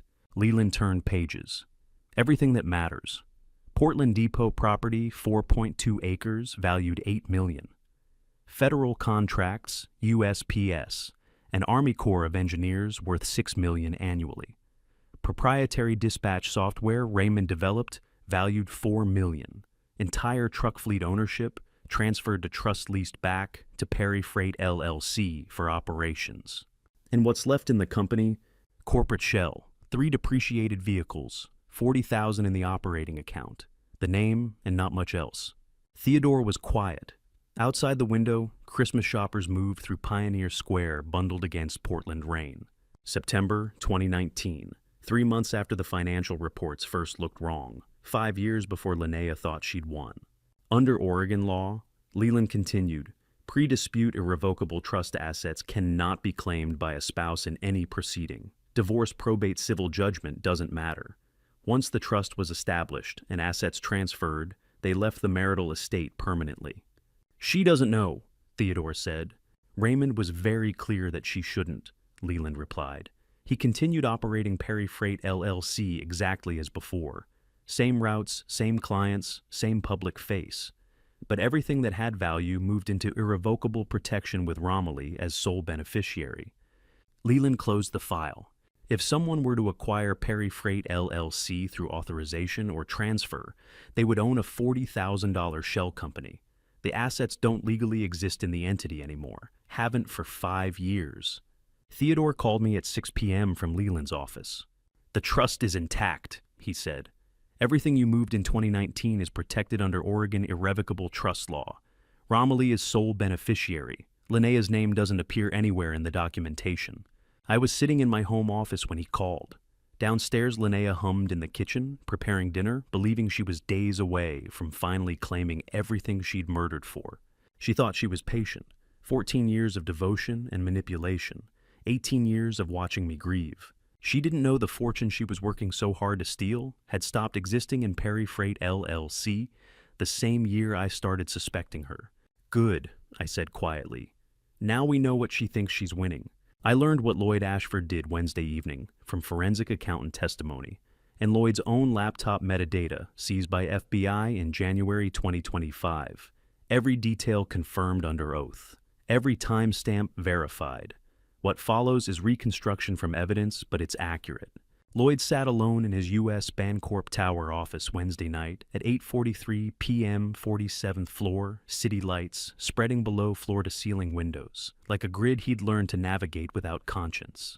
He opened the hidden drawer in his mahogany desk, not the obvious locked drawer clients saw, the one with the false bottom that clicked open only if you knew the sequence. Leather portfolio smell rose as he pulled documents free. Delaware LLC Formation Papers. Corporate name, Ashford Capital Management Services. Establishment date, December 21. 3 years ago, 6 months after Linnea first confided her plan to seize my assets. Lloyd spread the papers across his desk and opened his laptop. Blue glow lit his face as he pulled up an encrypted Excel file I'd later see projected in federal court on a screen 20 feet wide. Systematic theft timeline, December 2021 through November 2024. 36 months of entries, each row a transaction. Each transaction a lie, told to Linnea about joint offshore holdings that didn't exist the way she thought they did. Total diverted $8.7 million. Method was elegant. Forged dual signature requirements on accounts Linnea believed were Cayman trusts. Fake account statements Lloyd printed himself on stolen bank letterhead. Routing numbers that led to his Delaware LLC instead of Caribbean islands. Linnea thought she was stealing from me with Lloyd's help. Lloyd was stealing from her while she stole from me, a parasite on a parasite. The irony still stuns me. While I was mourning a daughter, I thought dead two people were fighting over my life's work like vultures, and the smaller vulture was winning. Lloyd's phone buzzed on the glass desk. Text message, 6:14 p.m. from Linnea. Meeting ran late, home by 10. He set the phone down. According to office security footage introduced at trial, he returned to his laptop without visible concern. The HVAC system hummed above him, 47 floors of climate control, keeping everything comfortable. And Linnea had no idea that her Cayman trustee, the one who sent her quarterly statements and wire confirmations, was actually Lloyd's college roommate in Wilmington, Delaware, who'd been CCing Lloyd on every email for 3 years. She thought she was patient, thought 14 years of devotion had earned her my fortune. She didn't know Lloyd had been patient longer. He opened the second drawer. Deeper. Items arranged with the precision of someone who'd rehearsed this moment. Portuguese passport. Photo showed Lloyd's face under a different name, Leonard Ashton. Portugal residency permits tucked behind it, purchased through Golden Visa program for 500,000 euros in 2022. Lisbon apartment lease starting January 15th, 2025. Already paid first and last month. Flight itinerary printed on crisp white paper, December 28, 2024. PDX to LIS via Toronto. One way. Non-extradition country for financial crimes. New life ready. 10 days away. He'd been planning this exact exit for 28 months. Every detail mapped. Every contingency prepared. Lloyd pulled up his final departure checklist. 23 items. 19 already checked green. Item 14, confirm Romilly Perry, death certificate on file with all institutions. He paused, frowned slightly, opened browser, searched Douglas County Vital Records database, found the death certificate dated November 15, 2006. But there was a notation he'd never seen before, small text at bottom. Amended January 2007, clerical error, original filing pending verification. His breathing pattern changed. Mouse hovered over the notation. Before I tell you what Lloyd did next, are you still with me right now? Comment A if you think Lloyd catches the warning sign, or B if you think he dismisses it, and add one short reason, so I can see how you're reading this. Because what comes next rewrites who's actually in control. Please note, the next part includes some recreated details for narrative purposes, but the core facts are verified from court evidence. Laptop metadata captured 11 seconds between mouse clicks, enough time to read the notation twice. Then he closed the tab. Then he closed the browser tab. Bureaucratic noise. Oregon Vital Records were notoriously sloppy with amendments. Didn't mean anything. He returned to his checklist. Item 19. Final asset transfer, $2.1 million remaining in Linnea's accounts to be moved December 27, 2024, 11:59 p.m. He'd scheduled the transfer to execute automatically 1 minute before midnight. By then, he'd be at PDX Airport. By the time Linnea checked her accounts December 28th morning, he'd be over the Atlantic. She'd call him, he wouldn't answer. She'd check the Cayman accounts, find zero balances. She'd call the trustee, number disconnected. By the time she understood, Leonard Ashton would be having breakfast in Lisbon, watching the Tagus River through apartment windows that cost €500,000 to access. Keyboard clicks as Lloyd marked item 19 complete. Satisfied exhale. Leather chair creaked as he leaned back. Lloyd planned for every variable. Linnea's greed, banking regulations, extradition treaties, even exchange rate fluctuations between dollar and euro. Every variable except one. He closed the laptop, locked both drawers with the careful precision of someone who believed in systems, straightened his tie in the darkened window reflection. Behind him, Portland's skyline glittered, city he'd never see again after December 28th. He was proud of his execution. 3 years, 0 mistakes, perfect planning. Distant car horns 47 floors below. Office lights clicked off automatically as he gathered his coat. Lloyd walked to the elevator, pressed the button. As doors slid open, his phone buzzed. Spam email, subject line, discover your ancestry genealogy, DNA matching services. He deleted it without reading, stepped into the elevator. Doors closed. 47 floors below, in the FedEx drop box outside the U.S. Bancorp Tower lobby, an envelope addressed to FBI Portland Field Office sat in tonight's final pickup. Inside USB drive containing every document from my truck sleeper, safe plus audio recording from Romilly's necklace, plus Laverne's digoxin email, plus edited accident file pages. And one item Lloyd didn't know existed. Hair sample from Romilly's childhood bedroom, collected from her hairbrush I'd kept in a sealed bag for 15 years because I couldn't throw away the last physical piece of my daughter. What Lloyd didn't know, what he couldn't have known because he'd never asked the right questions, was that in September 2006, Romilly had mailed a sealed envelope to a Portland attorney she found in the phone book, someone she'd never met. Someone with no connection to Lloyd or Linnea. Inside a handwritten letter, a copy of her mother's amended will, and a notarized statement describing what she feared might happen, with instructions to open it only if she was reported dead within 2 years. The attorney kept it for 18 years. When FBI contacted him in January 2025, the envelope was still sealed, before Lloyd called Linnea, before Linnea said tonight. Outside, FedEx truck engine started. Driver loaded the evening pickup. Lloyd had planned for Linnea's greed banking regulations, extradition treaties, even currency fluctuations. He never planned for an 18-year-old girl's foresight from 18 years ago. The variable he thought was buried was about to prove she'd never been dead at all. Theodore walked through the unmarked door on the 4th floor of the Marco Hatfield Courthouse Thursday morning at 9:17 a.m., carrying a laptop manila envelope and the USB drive that would activate an FBI investigation in 24 hours if the forensic lab believed him. He told me about it later that evening, sitting in the cabin with the kind of exhausted precision that comes from spending 6 hours being methodically questioned by federal agents. The interview room was gray. Not metaphorically gray, actually, gray. Walls, table, chairs. Agent Jacinta Holbrook met him there, mid-40s, FBI special agent assigned to Portland Field Office White-Collar Crime Division, known for meticulous evidence authentication protocols Theodore had researched before walking in. She sat across from him without ceremony. "You submitted unsolicited evidence Saturday," Holbrook said. "We've reviewed your cover letter. Walk me through what you have." Theodore placed the laptop envelope and USB drive on the gray table. 3 items, he said. Each one alone is circumstantial. Together, they're a conspiracy. Holbrook opened a legal pad. "Start with the oldest evidence first." Theodore opened the manila envelope, pulled out the first document, email from Laverne Price, cardiac care nurse at Portland Community Clinic, dated October 23, 2006. Subject line, pharmacy request, digoxin 0.5 milligrams. Her refusal to process Linnea Blanchard's prescription request, with notation. Holbrook read it, made notes. "Before whose death?" she asked. Theodore pulled out the second document, Roseburg police file photos showing Sheriff Riddle's signature on evidence logs. Romilly Perry, declared dead November 15, 2006.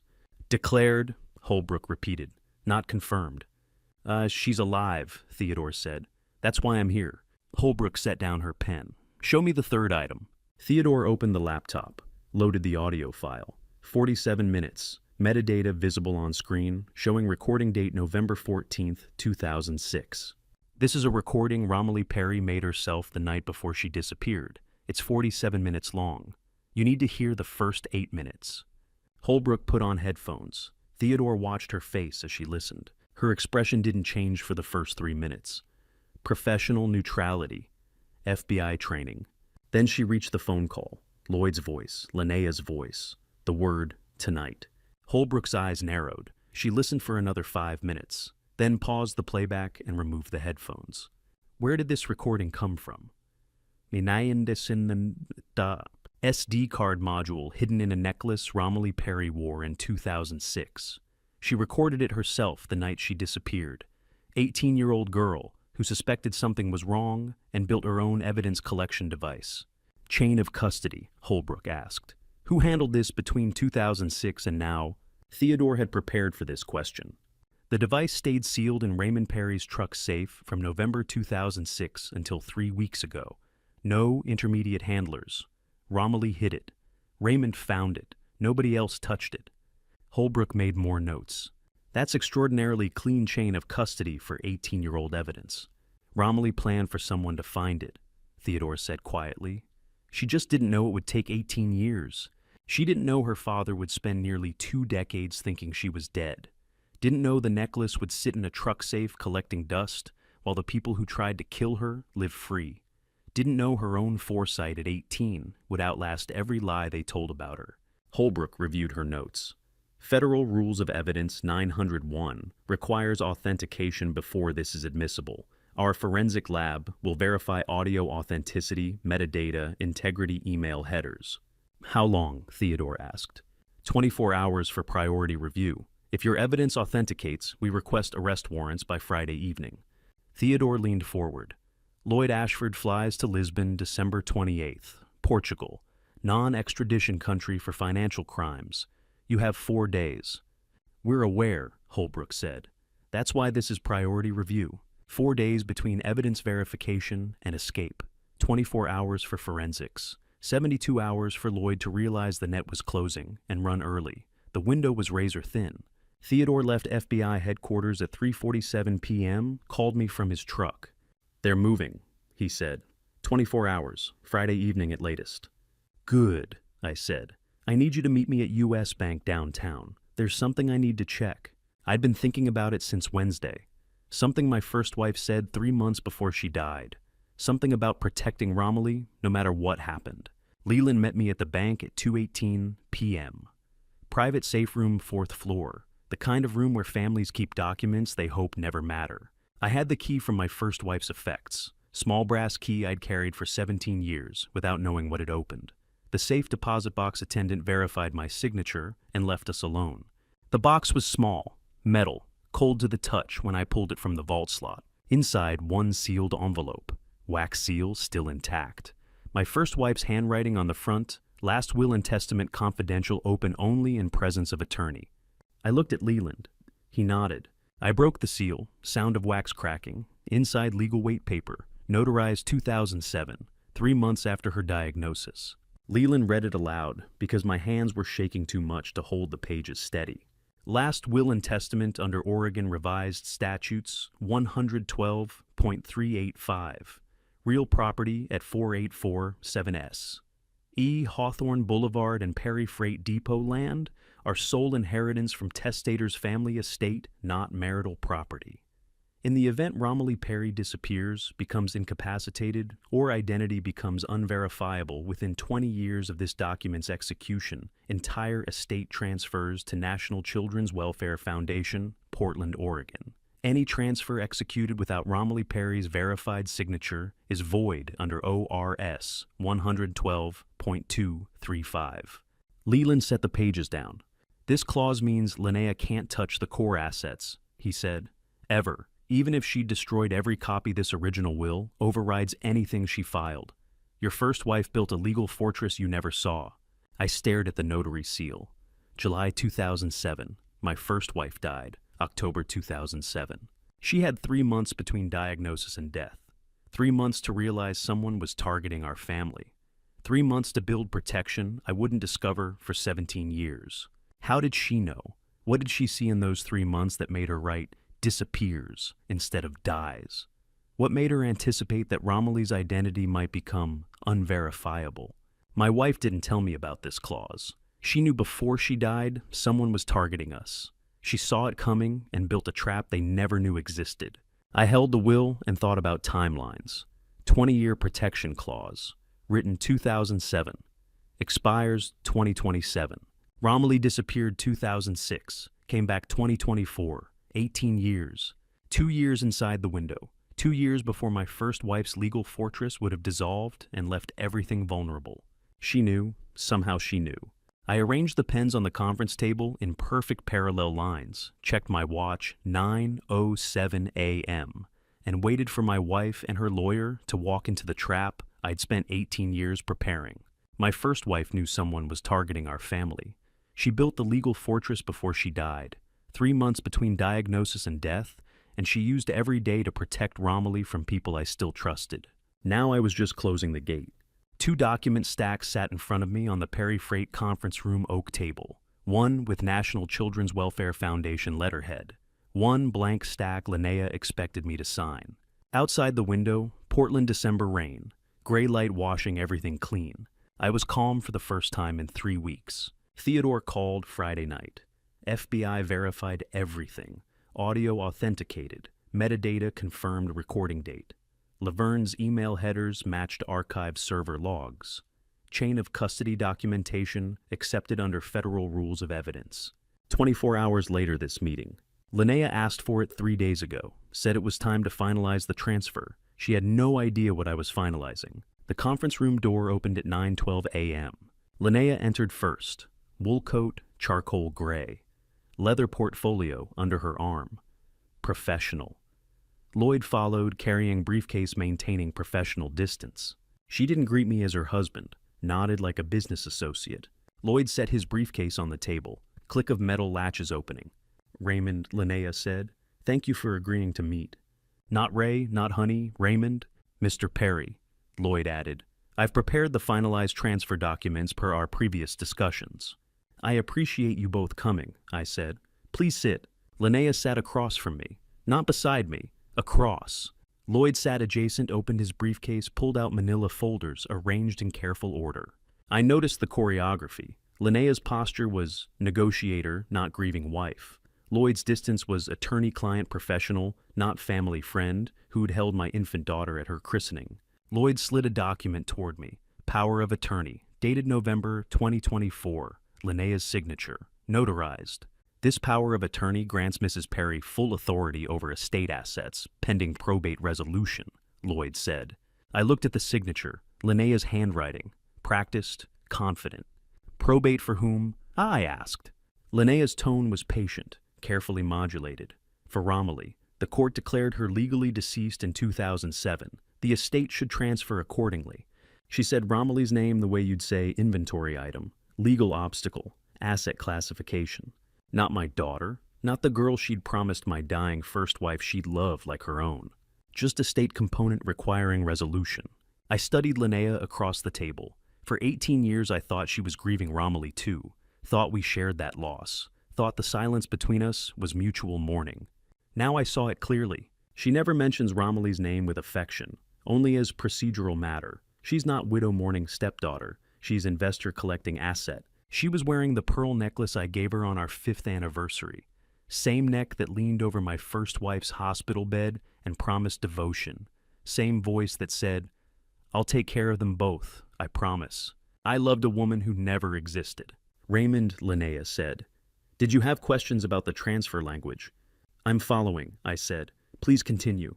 Lloyd walked me through document sections. Asset inventory, transfer terms, Linnea as sole beneficiary. His tone was helpful, professorial, patient attorney guiding confused widower through complex legal process. I asked basic questions, played the role he expected. And Section 3 transfers all real property, Lloyd explained. The house on Clackamas, the Perry Freight land, the Roseburg parcel to Mrs. Perry's sole ownership. And the business assets, I asked. Section 5, Perry Freight LLC valued at $22 million transferable upon your signature. He said $22 million, like it was still true, like the irrevocable trust didn't exist, like Leland Finch hadn't shown Theodore the 2019 documents proving everything that mattered left Perry Freight LLC 5 years ago. Linnea leaned forward slightly, watching. The sooner we finalize this, she said, the sooner we can move forward. Move forward, not heal, not honor Romilly's memory. Move forward with asset acquisition. I reached for the pen. Linnea's breathing changed, shallow, quick. I heard it across the table. Lloyd straightened papers, anticipating signature. I uncapped the pen, hovered over the signature line. "And sign on the bottom line, Mr. Perry," Lloyd said. "I'll witness." I paused. Before I sign, one question. Linnea's voice was carefully neutral. "Of course." "The recipient's name," I said. "I want to make sure I'm signing the right document." I signed the paper, pushed it toward Linnea. She reached for it, read the recipient line. National Children's Welfare Foundation. Not her name, not Lloyd's. Linnea looked up, confusion breaking through the professional mask. I slid a second document forward, my first wife's 2007 will, certified copy from U.S. Bank Vault. "Look at the recipient's name," I said. Linnea read it, her voice flattened. "National Children's Welfare Foundation." "My first wife's will," I said. "Automatic transfer clause while Romilly remains unidentified. This is the only paper I'm signing today. The only legally binding paper in this room." 3 seconds of absolute silence. Linnea stared at the foundation letterhead. Lloyd's hand froze on his briefcase latch. I looked at them both and thought, justice doesn't always come fast, but it comes complete. My daughter spent 18 years in hiding. My wife spent 3 months dying while building a legal fortress. I spent 3 weeks uncovering the conspiracy. Now we collect. Lloyd's voice was quiet, measured. That will was invalidated in probate 2007. You destroyed a certified copy, I said. Not the original. Oregon ORS 112.235 original supersedes all copies. The original was in a safe deposit box you didn't know existed. My first wife made sure of that. Linnea stood. Lloyd stood. Both faces drained of color. Lloyd reached for his briefcase. The conference room door burst open, hard enough that the handle hit the wall. I didn't turn around. I kept my eyes on Linnea's face and watched it go from pale to ash white. Lloyd backed toward the wall. "You can't..." Linnea's voice broke. "Raymond, what did you do?" I looked at my wife, my second wife, the woman who'd murdered my first wife and tried to murder my daughter, and said the only thing that mattered. What my wife asked me to do 18 years ago. Protect our daughter. The door swung open and hallway light flooded the conference room, turning the first figure in the doorway into a silhouette I'd been waiting 18 years to see walk through that door again. I didn't turn around. I watched Linnea's face instead. That's where the truth shows first. Her eyes fixed on the doorway pupils contracting in the sudden light. Lloyd frozen mid-step toward the wall, one hand still reaching for his briefcase. "Who is that?" Linnea whispered. Lloyd started to say her name, Linnea, but she cut him off with a gesture sharp and dismissive, eyes still locked on whoever stood behind me. Theodore Madden entered first, stepped immediately to the left side of the doorway, professional stance, witness positioning, made eye contact with me briefly, nodded once. "Mr. Perry," he said, quiet and formal. "Ms. Blanchard, Mr. Ashford." Linnea's voice was tight. "Theodore, what is this?" "Verification of evidence, ma'am." Special Agent Jacinta Holbrook entered next. Navy FBI windbreaker, followed by 2 other agents from Portland Field Office. Holbrook carried a manila folder, red stamp visible on the front, verified. The agents positioned themselves flanking the doorway, professional spacing, exit coverage. Lloyd Ashford, Linnea Blanchard. Holbrook's voice was measured, federal. "I'm Special Agent Holbrook, FBI, Portland. We have verified forensic evidence and questions regarding events November 2006. Lloyd recovered his lawyer composure, straightened his tie. "We're happy to cooperate with any federal inquiry." That's fortunate," Holbrook said. "You'll have opportunity shortly." Leland Finch entered carrying his leather briefcase, walked directly to the conference table, set it down across from Linnea's document stacks, clicked it open, removed a single document in a protective sleeve. Original will, my first wife's handwriting, visible through the plastic. Leland placed it on the oak table, said nothing. Let the document speak. Original last will and testament. Leland said be voice carrying the weight of 30 years practicing estate law. Dated 2007, Oregon ORS 112.385 compliant, never invalidated. Lloyd stared at the document. "That's impossible. We destroyed..." He stopped, realized what he'd just said. Leland's expression didn't change. You destroyed a certified copy, not the original. 3 seconds of absolute silence. One more person in the hallway, still outside the doorway. I heard footsteps stop. Linnea's breathing was shallow, audible across the table. Lloyd's hand gripped his briefcase handle, knuckles white against leather. My heart hasn't beaten this hard since November 15th, 2006. The night I got the call that my daughter was dead. Except she wasn't. Raymond, Linnea said, voice barely audible. Who else is out there? I didn't answer. The final figure stepped into the doorway. Romilly Perry, my daughter, 36 years old. Minimalist charcoal suit hair, pulled up left temple scar, visible and unconcealed. Red garnet necklace, the same one I had commissioned for her 18th birthday in 2006, the one I thought was lost in the accident. She stood backlit by hallway fluorescence. Didn't speak. Didn't need to. She has her mother's jawline. I'd forgotten that. 18 years, and I'd forgotten the exact angle of defiance she inherited. The way she holds her chin when she's decided something, and nothing will change her mind. The scar on her left temple, that's new.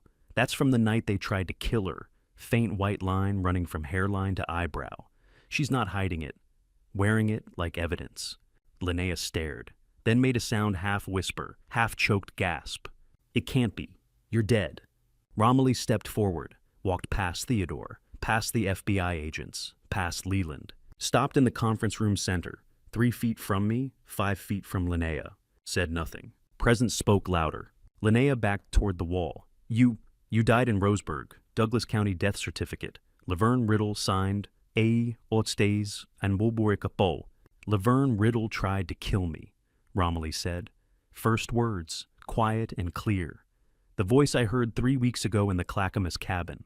The voice I thought I'd never hear again for 18 years. She failed. Lloyd turned to Romilly, desperate lawyer, grasping for procedural defense. You have no legal standing. You were declared deceased in 2007. Any claim? I have a birth certificate, Romilly said. I have DNA samples from 2006 registered in 3 genealogy databases. I have a social security number that's been dormant for 18 years. And I have this. She touched the scar on her temple. Physical evidence from the night Laverne Riddle shoved my car off Highway 138. The night you called Linnea and said it was done. The night you both thought you'd won. I looked at my daughter, fully, for the first time since she entered. 18 years since I saw those eyes. 18 years since I heard her voice say my name. She's not my little girl anymore. She's not the 18-year-old who disappeared with her mother's letter and a homemade recording device. She's the fortress her mother built. Living proof, walking evidence. I want to stand up. I want to hold her. I want to ask her where she's been, why she couldn't tell me she was alive, why 18 years of thinking she was dead when she was breathing the whole time. But she's here for justice first, reunion second. I understand that. Romilly met my eyes, almost imperceptible nod. Dad. One word, 18 years compressed into 3 letters. Linnea stared at Romilly, then at me, then at the National Children's Welfare Foundation transfer document, still lying on the oak table where I'd signed it. Understanding flooded her face. 18 years of planning, 18 years of positioning, 18 years of stealing, manipulating, murdering. All predicated on one assumption. Romilly was dead. Romilly was staying dead. Romilly would never come back. Linnea's voice broke. You were supposed to stay gone. I stayed gone long enough to watch you steal everything, Romilly said, unflinching. Long enough to gather proof. Long enough to make sure when I came back you couldn't run. Agent Holbrook stepped forward. Ms. Blanchard, we need to discuss your knowledge of events November 14th, 2006, and your relationship with Laverne Riddle. Specifically, we need to discuss a phone call made from Lloyd Ashford's office at 4:47 p.m. that day. Holbrook opened the manila folder, pulled out a single sheet. We have a 47-minute audio recording, she said. Verified by FBI Forensic Lab. Authenticated metadata, chain of custody documentation. Your voice is on that recording, Ms. Blanchard, ordering someone's death. Holbrook looked at Romilly. Her death. Linnea stared at my daughter. The daughter she'd tried to erase, the daughter who refused to die. The daughter who'd spent 18 years collecting every piece of evidence needed to destroy the people who destroyed her mother. And I watched Linnea realize that 18 years of patience, 18 years of calculation, 18 years of believing she'd won. All collapsed because one 18-year-old girl built a recording device in her bedroom and refused to stay buried. Romilly's hand went to the red garnet necklace at her throat. My wife's necklace, the one I thought we'd buried with her. And I realized it had been hiding the evidence all along. She walked to the conference table where Theodore's laptop sat open. Linnea watched frozen against the wall. Lloyd backed further into the corner, putting distance between himself and everyone. Agent Holbrook gestured toward the laptop. Ms. Perry, please present the evidence you preserved from November 14th, 2006. Romilly's voice was quiet. Everything I recorded that night is here. Linnea's voice rose. Recorded. You couldn't have? You were just a child? I was 18, Romilly said. Old enough to know when someone wanted me dead. She lifted the red garnet pendant, pressed a hidden clasp at the base I'd never noticed in all the years I'd seen my wife wear it. The bezel flipped open. Inside the micro SD card module, still sealed in its waterproof silicone housing, professional work. Invisible unless you knew where to look. Romilly removed the necklace, handed it to me. The weight settled in my palm, my gift to my daughter on her 18th birthday. I'd fastened it around her neck myself, saying I hoped it would protect her always. I thought I meant it sentimentally. Romilly had taken it literally. She had modified it herself in 2006, 2 months before they ran her off the road. She'd known something was wrong and used the only skills she had, a semester of computer science and a jeweler's drill, to prepare for the worst. She built her own fortress. She just didn't remember building it until now. Romilly removed the module carefully and inserted it into the forensic card reader Theodore had brought. Theodore clicked play. Conference room speakers crackled, then filled with sound. November rain on window glass. 18-year-old breathing, rustling fabric. November 14th, 2006, 9:47 p.m. Young Romilly's voice whisper soft. I'm in the upstairs hallway. Linnea's on the phone in Dad's office. The door is open 3 inches. That's her voice. The last time I heard that voice in person, she was saying goodbye before a weekend trip to Roseburg. Told me she'd be back Sunday evening. Asked if I needed anything from the route. I said no. Said drive safe. Said I loved her. I didn't know I wouldn't see her again for 18 years. The recording continued. Rain sounds, footsteps. Then Linnea's voice distant but clear through the phone speaker. Lloyd, it's me. We have a problem. Young Romilly's whisper again, shaking slightly. Linnea just said my name. She's talking about the trust fund Mom set up. She sounds angry. My daughter was terrified. 18 years old, hiding in a hallway, recording the woman I married because she knew something I didn't. She knew, and I didn't. I closed my eyes. Listened to my daughter's voice narrate what she was hearing. The fear underneath the whisper. The careful breathing of someone trying to stay silent. She was documenting her own murder plan, and I was downstairs watching television, oblivious. Linnea's voice came through clearer now. The girl found the amended will. She asked me about the foundation clause today.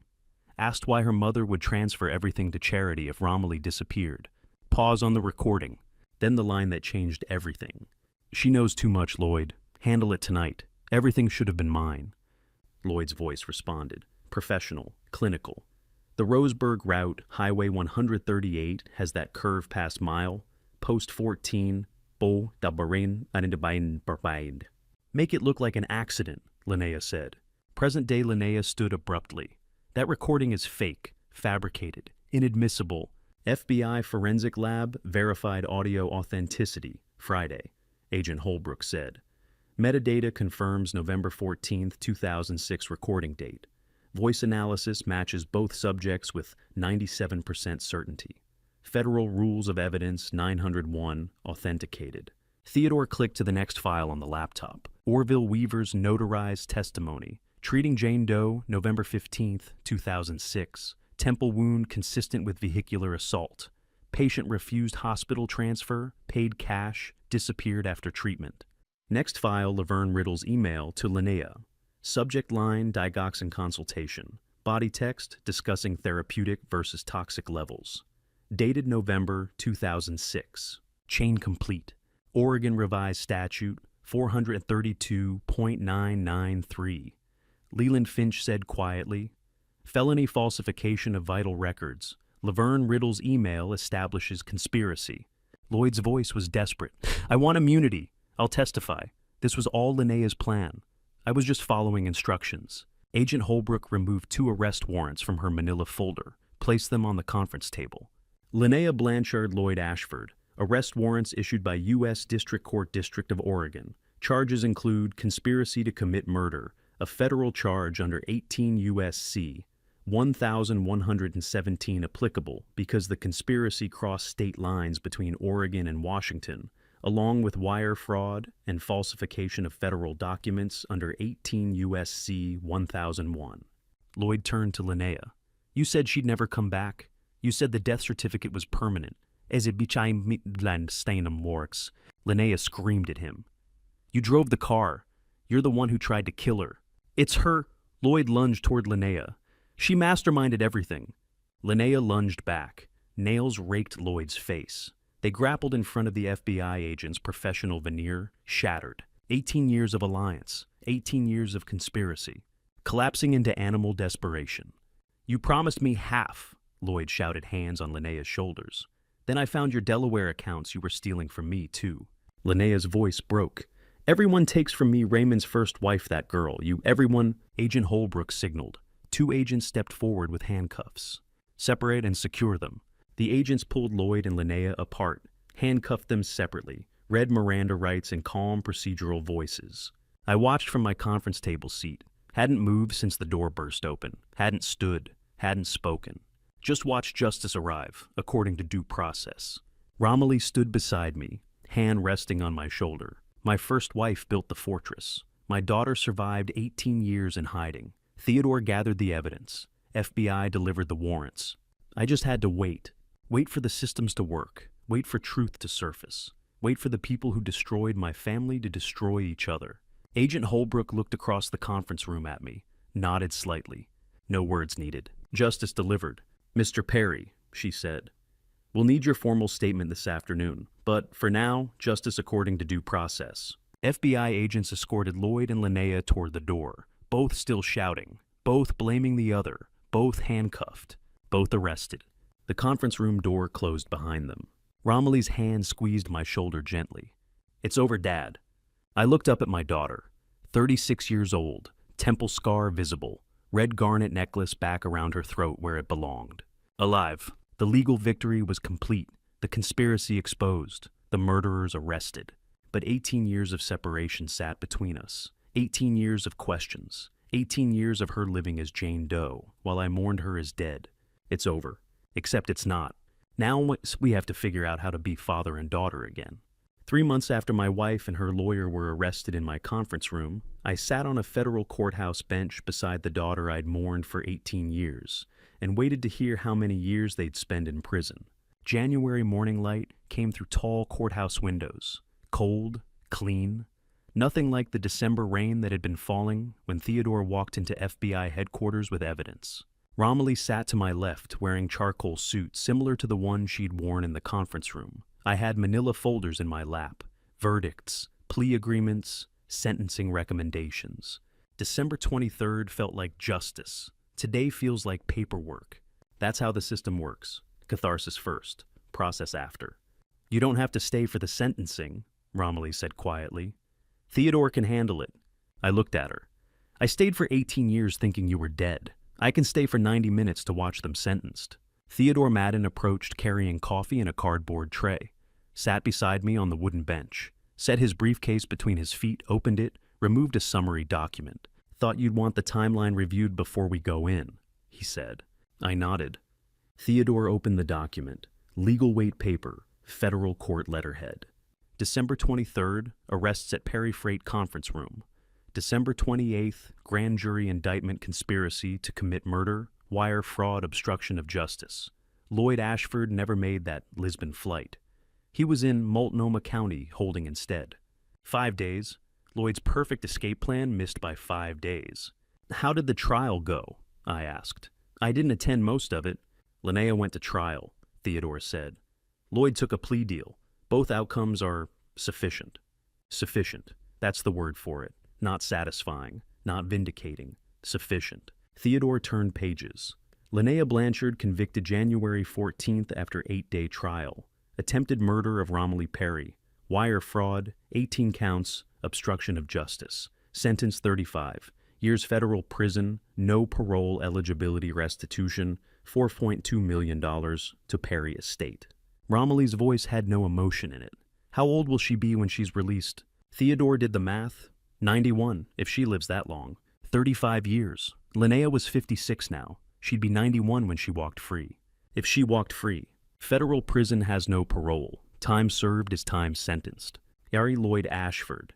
Theodore continued, pleaded guilty January 9th under cooperation agreement. Attempted murder, 1-count conspiracy to commit fraud obstruction. Sentence 22 years. Federal prison, no parole, full disclosure of Delaware. LLC accounts and offshore transfers disbarment from Oregon State Bar. Leland Finch joined our group. He'd been reviewing documents with the prosecutor. Lloyd's cooperation agreement disclosed $8.7 million in Delaware accounts, Leland said. Assets frozen December 30th. Recovery proceedings underway. I looked at the summary document. 22 years. He'll be 79 when he's released. He testified against Linnea in exchange for the plea, Theodore said. Said she ordered the hit, he was just following instructions. Threw her under the bus to save 13 years. Even in sentencing, the betrayal persisted. I looked at the legal summary pages Theodore had prepared. 70 pages, 3 months of depositions, forensic reports, witness testimony, plea negotiations. The FBI conference room moment felt like justice. Instant, dramatic. Door bursting open, handcuffs, Miranda rights. This feels like accounting. Both are necessary. I thought justice would feel like vindication. Instead, it feels like closing a ledger. 18 years of theft documented in spreadsheets. 3 months of legal proceedings compressed into verdict summaries. Romilly sat through every day of Linnea's trial. I asked her why. She said, I want to watch her realize she's not getting out. I attended the first day and the verdict day. The middle felt like procedure I didn't need to witness. The system worked, I said to Theodore. Slowly, but it worked. Theodore nodded. Federal prosecution has a 93% conviction rate. Once FBI authenticated the evidence, the outcome was statistically inevitable. Statistically inevitable. That's what justice is. Math applied to crime. Theodore turned another page. Final verdict, Laverne Riddle, former Douglas County medical examiner. Convicted January 11th. Bribery under 18 U.S.C. Section 201, falsification of vital records obstruction. Sentence 8 years. Federal prison, $200,000, restitution forfeiture of state pension. Laverne Riddle took the stand in Linnea's trial, Theodore added. Admitted falsifying Romilly's death certificate for $50,000 payment from Linnea in 2006. Romilly spoke quietly. $50,000. That's what my death certificate cost. I looked at her. 8 years seems short. Cooperation reduced her sentence, Theodore said. She provided documentation of the digoxin consultation emails. Without her testimony, connecting Linnea to the conspiracy would have been harder. Short, but sufficient. Leland opened his own briefcase, removed estate documents. The Delaware accounts Lloyd hid for 3 years all recovered. $8.7 million traced and seized. Funds transferring to Perry Legacy Trust, established under your first wife's original will provisions. Romilly named sole beneficiary you as trustee until her 45th birthday per ORS 130.185. I looked at Romilly. So, Linnea stole from me, Lloyd stole from Linnea, and now it returns to you. Full circle. Mom planned for this, Romilly said. Every contingency, like she knew. She did know. 3 months between diagnosis and death, and she built a legal fortress that held for 18 years. Theodore closed his summary document, then paused. There's one more matter, he said carefully. Douglas County DA is investigating your first wife's death. Laverne mentioned consulting on digoxin levels in 2006 before your wife died in 2007. I went still. You're saying Linnea poisoned my first wife too? Theodore met my eyes. Court-ordered exhumation last week. Toxicology results in 60 days. If digoxin levels are elevated beyond therapeutic range, separate murder trial.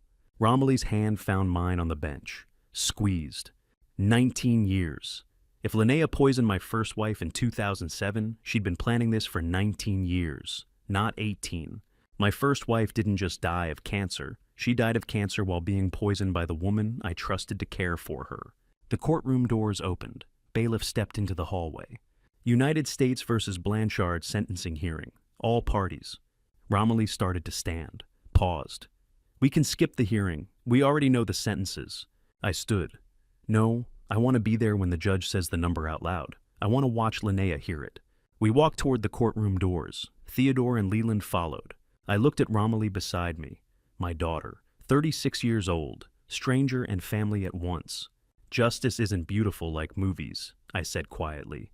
It's slow, imperfect. You just feel enough. Sometimes enough is all you can ask. Romilly nodded. We entered the courtroom. Enough would have to be enough. 1 week after Linnea's sentencing, I drove my daughter 3 hours to Yakima County so she could face the man who saved her life and then abandoned her for 18 years. And I knew I wouldn't say a word when we got there. Rental Seddon, Highway 97, north through Oregon into Washington. Late January morning, sky gray and low. Romilly sat passenger seat. Neither of us spoke much. She'd asked for this trip yesterday. I agreed without questions. After an hour of silence, she said, "You don't have to come inside. You can wait in the car." "I'll wait on the porch," I said. "This is between you and him." She looked out the window at passing farmland. "He saved my life. Then he drove away and let me figure out 18 years alone. I need to tell him both those things." I nodded, kept driving. The gravel road appeared exactly where Romilly said it would. She'd been here before. Recently, I realized she'd scouted this location before asking me to drive her. Farmhouse ahead. Single story. White paint weathered gray. Orville Weaver stood on the front porch, hands in jacket pockets, waiting. He knew we'd come eventually. I parked, turned off the engine. Orville looked older than 63. Looked like a man who'd been waiting 18 years for this conversation and wasn't sure he'd survive it. Romilly opened her door immediately. Didn't hesitate. "Mr. Weaver," she said. Orville's voice was rough. "You came."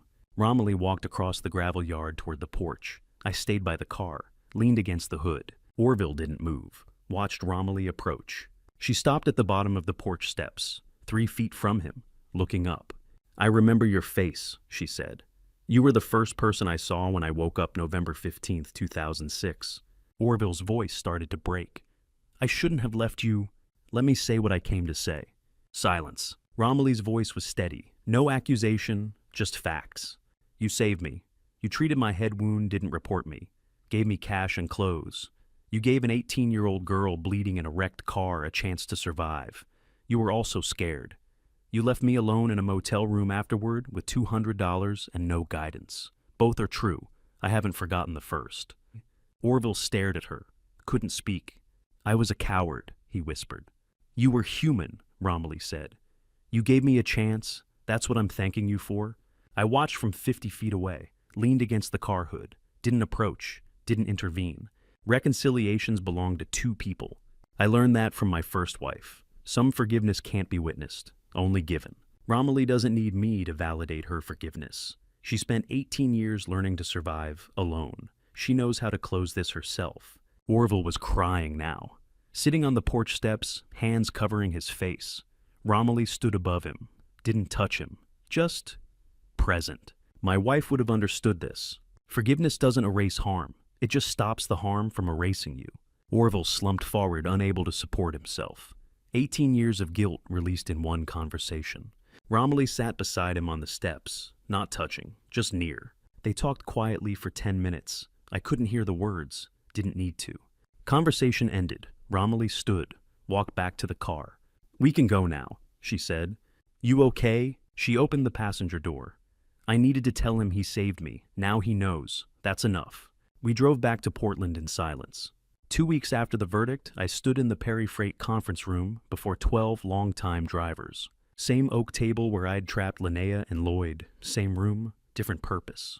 Transferred documents stacked in front of me. Drivers seated around the table. Ages 34 to 61. Seniority 8 to 28 years. I'd asked them here Friday afternoon. Told them we were discussing the company's future. "I'm 63, I said. "I have no interest in running Perry Freight anymore." One driver spoke up anxious. "You selling to a corporation, one of the national carriers?" "No," I said. "I want to sell this company to you. Price $1 each." Silence. Then 12 voices talking at once. I raised my hand. Room quieted. "Employee Ownership Trust, under ERISA. Section 1102. I said. 38 vehicles. Portland Depot. Federal contracts with USPS and Army Corps of Engineers. Appraised value $22 million. Belongs to the people who drove those routes for 20 years. Vernon Clark stood slowly. 61 years old, hired 1997 by my first wife, 28 years. Seniority senior driver, who trained half the people in this room. You're giving us the company. Selling, I corrected.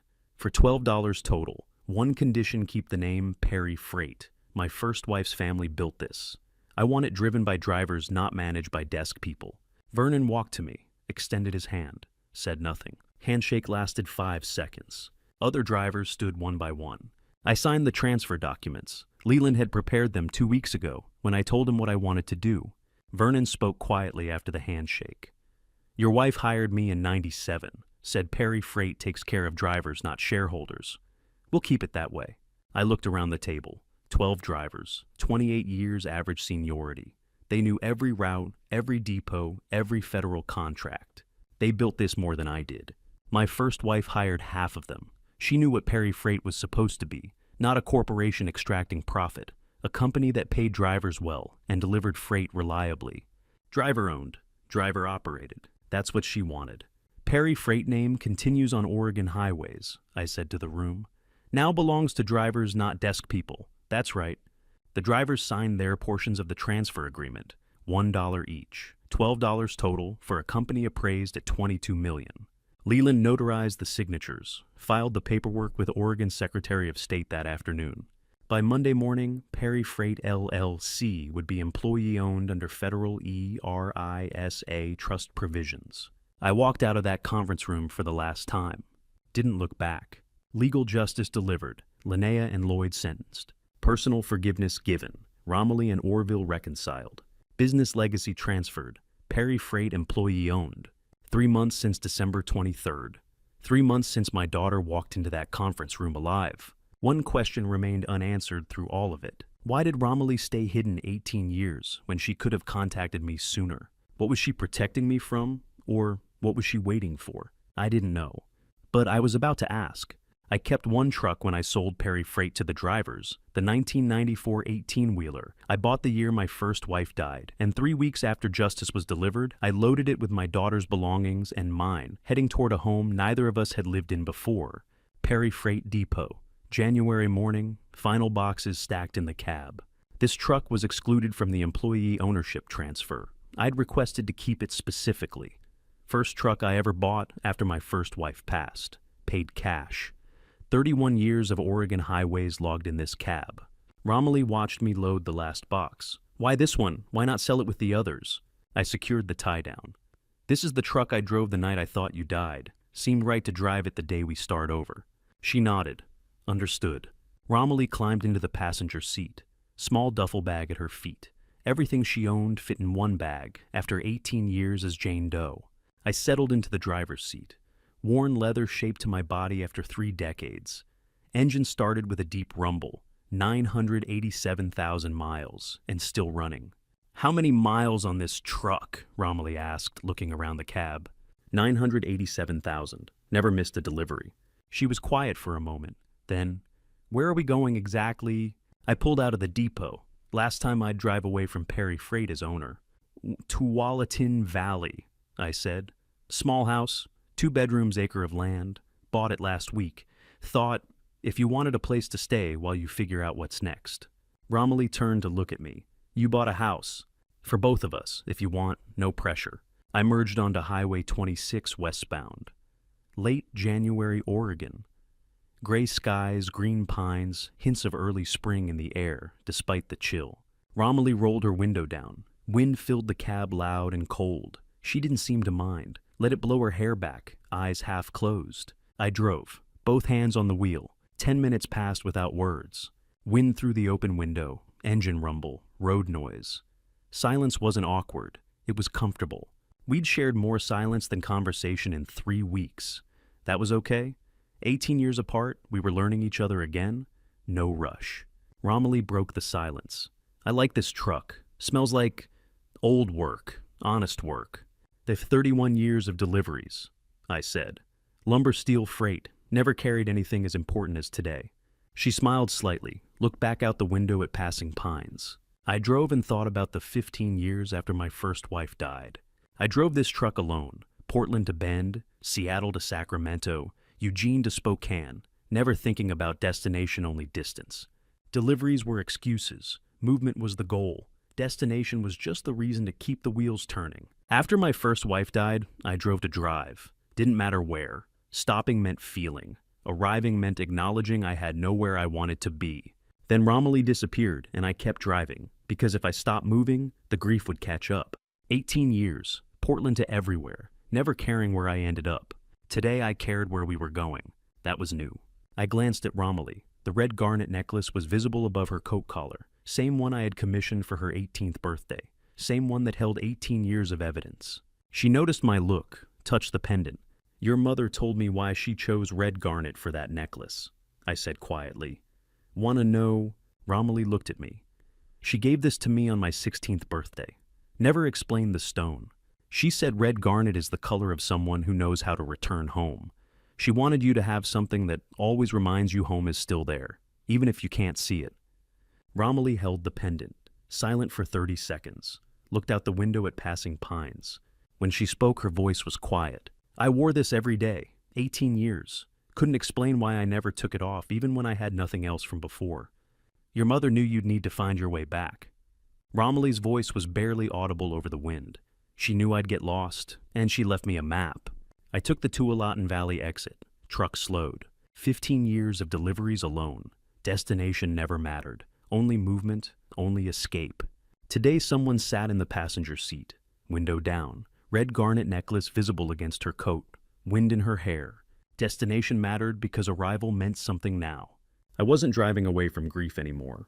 I was driving towards something. House with 2 bedrooms, acre of land, place for my daughter to figure out what comes next. Place for both of us to figure out what comes next. She was in the passenger seat. That meant destination mattered. I shifted gear hand on the stick. Romilly's hand moved across the seat, touched mine, didn't grasp, didn't hold, just touched and remained. Contact without pressure, presence without demands. The truck drove through Oregon green pines toward Tualatin Valley. 2 people who'd spent 18 years apart. 2 people learning how to be father and daughter again. "Thank you," Romilly said, hands still touching mine. "For the house, for waiting, for not asking questions I'm not ready to answer yet." I kept my eyes on the road. "I've got time. We've got time." She looked ahead at the road opening before us. "Yeah, we do." The 18-year question sat unspoken between us. Why did she stay away? What was she protecting? What was she waiting for? I didn't ask. She wasn't ready. But someday she would be, and when that day came, I'd listen. For now, this was enough. Truck rolling west, hand touching hand. Destination ahead that mattered. Green pines, gray sky, red garnet catching light. Home wasn't a place we'd lived before. It was a place we were choosing to build together. 2 bedrooms, acre of land, Tualatin Valley. Someone in the passenger seat. That made all the difference. The sky finished turning dark while neither of us moved. Romilly came back from the railing and sat beside me, picked up her mug, took a long sip, like the coffee wasn't something that required courage to drink. Maybe for her it didn't. The meadow disappeared into the dark.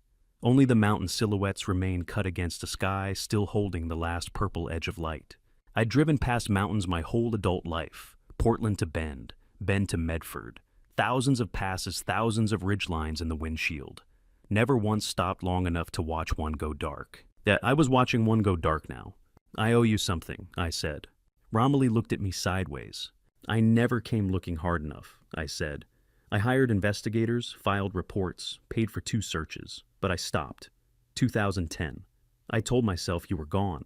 I signed the death declaration. I stopped." Romilly was quiet for a moment. Then, "You had a death certificate. You had a closed file. You had Linnea telling you to move forward. None of that was good enough reason." "No," she said. "It wasn't." She said it without cruelty. Just truth plain and level, the way her mother used to speak when she meant something and wanted you to hear it clearly. I sat with that. "I'm sorry," I said. "I know." She turned the mug slowly in her hands. I was angry about it for a long time. Somewhere around year 8, year 9. Wondering if the grief had just been easier than the search. The mountain edge went completely dark. Stars were beginning faint and scattered. Was it fair? I asked. What I'm asking, I want to know if it was fair to be angry. She thought about it. Genuinely thought about it the way she'd been doing since the cabin, working through things carefully, before she answered, never giving me the fast version. It was fair, she said, and it doesn't matter now. It matters to me. Then carry it lightly, she said. Don't carry it like freight. I almost laughed. A truck driver's daughter telling her truck driver father how to carry weight. Your mother would have said something exactly like that, I told her. Romilly smiled, not the small, polite smile from the first afternoon. The real one. The one that reached her eyes and stayed. She sounds like she was good at it, Romilly said. She was the best I ever knew, I said. We sat there, 2 chairs, 2 mugs going cold, stars coming in over the mountains one at a time. No deliveries, no manifests, no mileage to track. Just this. And for the first time in 18 years, this was exactly enough. And to you listening to my story, remember this. The people closest to you aren't always who they seem to be. I made the mistake of trusting without questioning. For 18 years, I drove those delivery routes, avoiding the pain instead of facing it. I saw the signs, the edited accident file, the strange financial requests, Theodore's suspicions, but I didn't want to believe the woman I married could betray me so deeply. Don't make my mistake. When something feels wrong, pay attention to that feeling. Family betrayal cuts deeper than any other wound, because it comes from those you trust most. My wife didn't just betray me, she tried to murder my daughter and poison my first wife while pretending to share my grief. But here's what I learned. Justice may be slow, but it's thorough. The truth surfaces even after 18 years. I believe God's timing was perfect. Romilly stayed hidden until she could prove everything and protect us both. Family betrayal teaches you that blood and marriage don't guarantee loyalty, but real family shows up when it matters most. If this story made you think, leave a comment, have you experienced family betrayal? Your story might help someone else. If you know someone who needs this, please share it. And if you want more stories about justice and redemption, subscribe to Revenge Dad. I appreciate everyone who stays on this journey with me. Thank you for staying until the very end. As a reminder, some details in this story were fictionalized for storytelling purposes, but the lessons about trust, betrayal, and the importance of protecting those you love, those are real. Take care of yourself.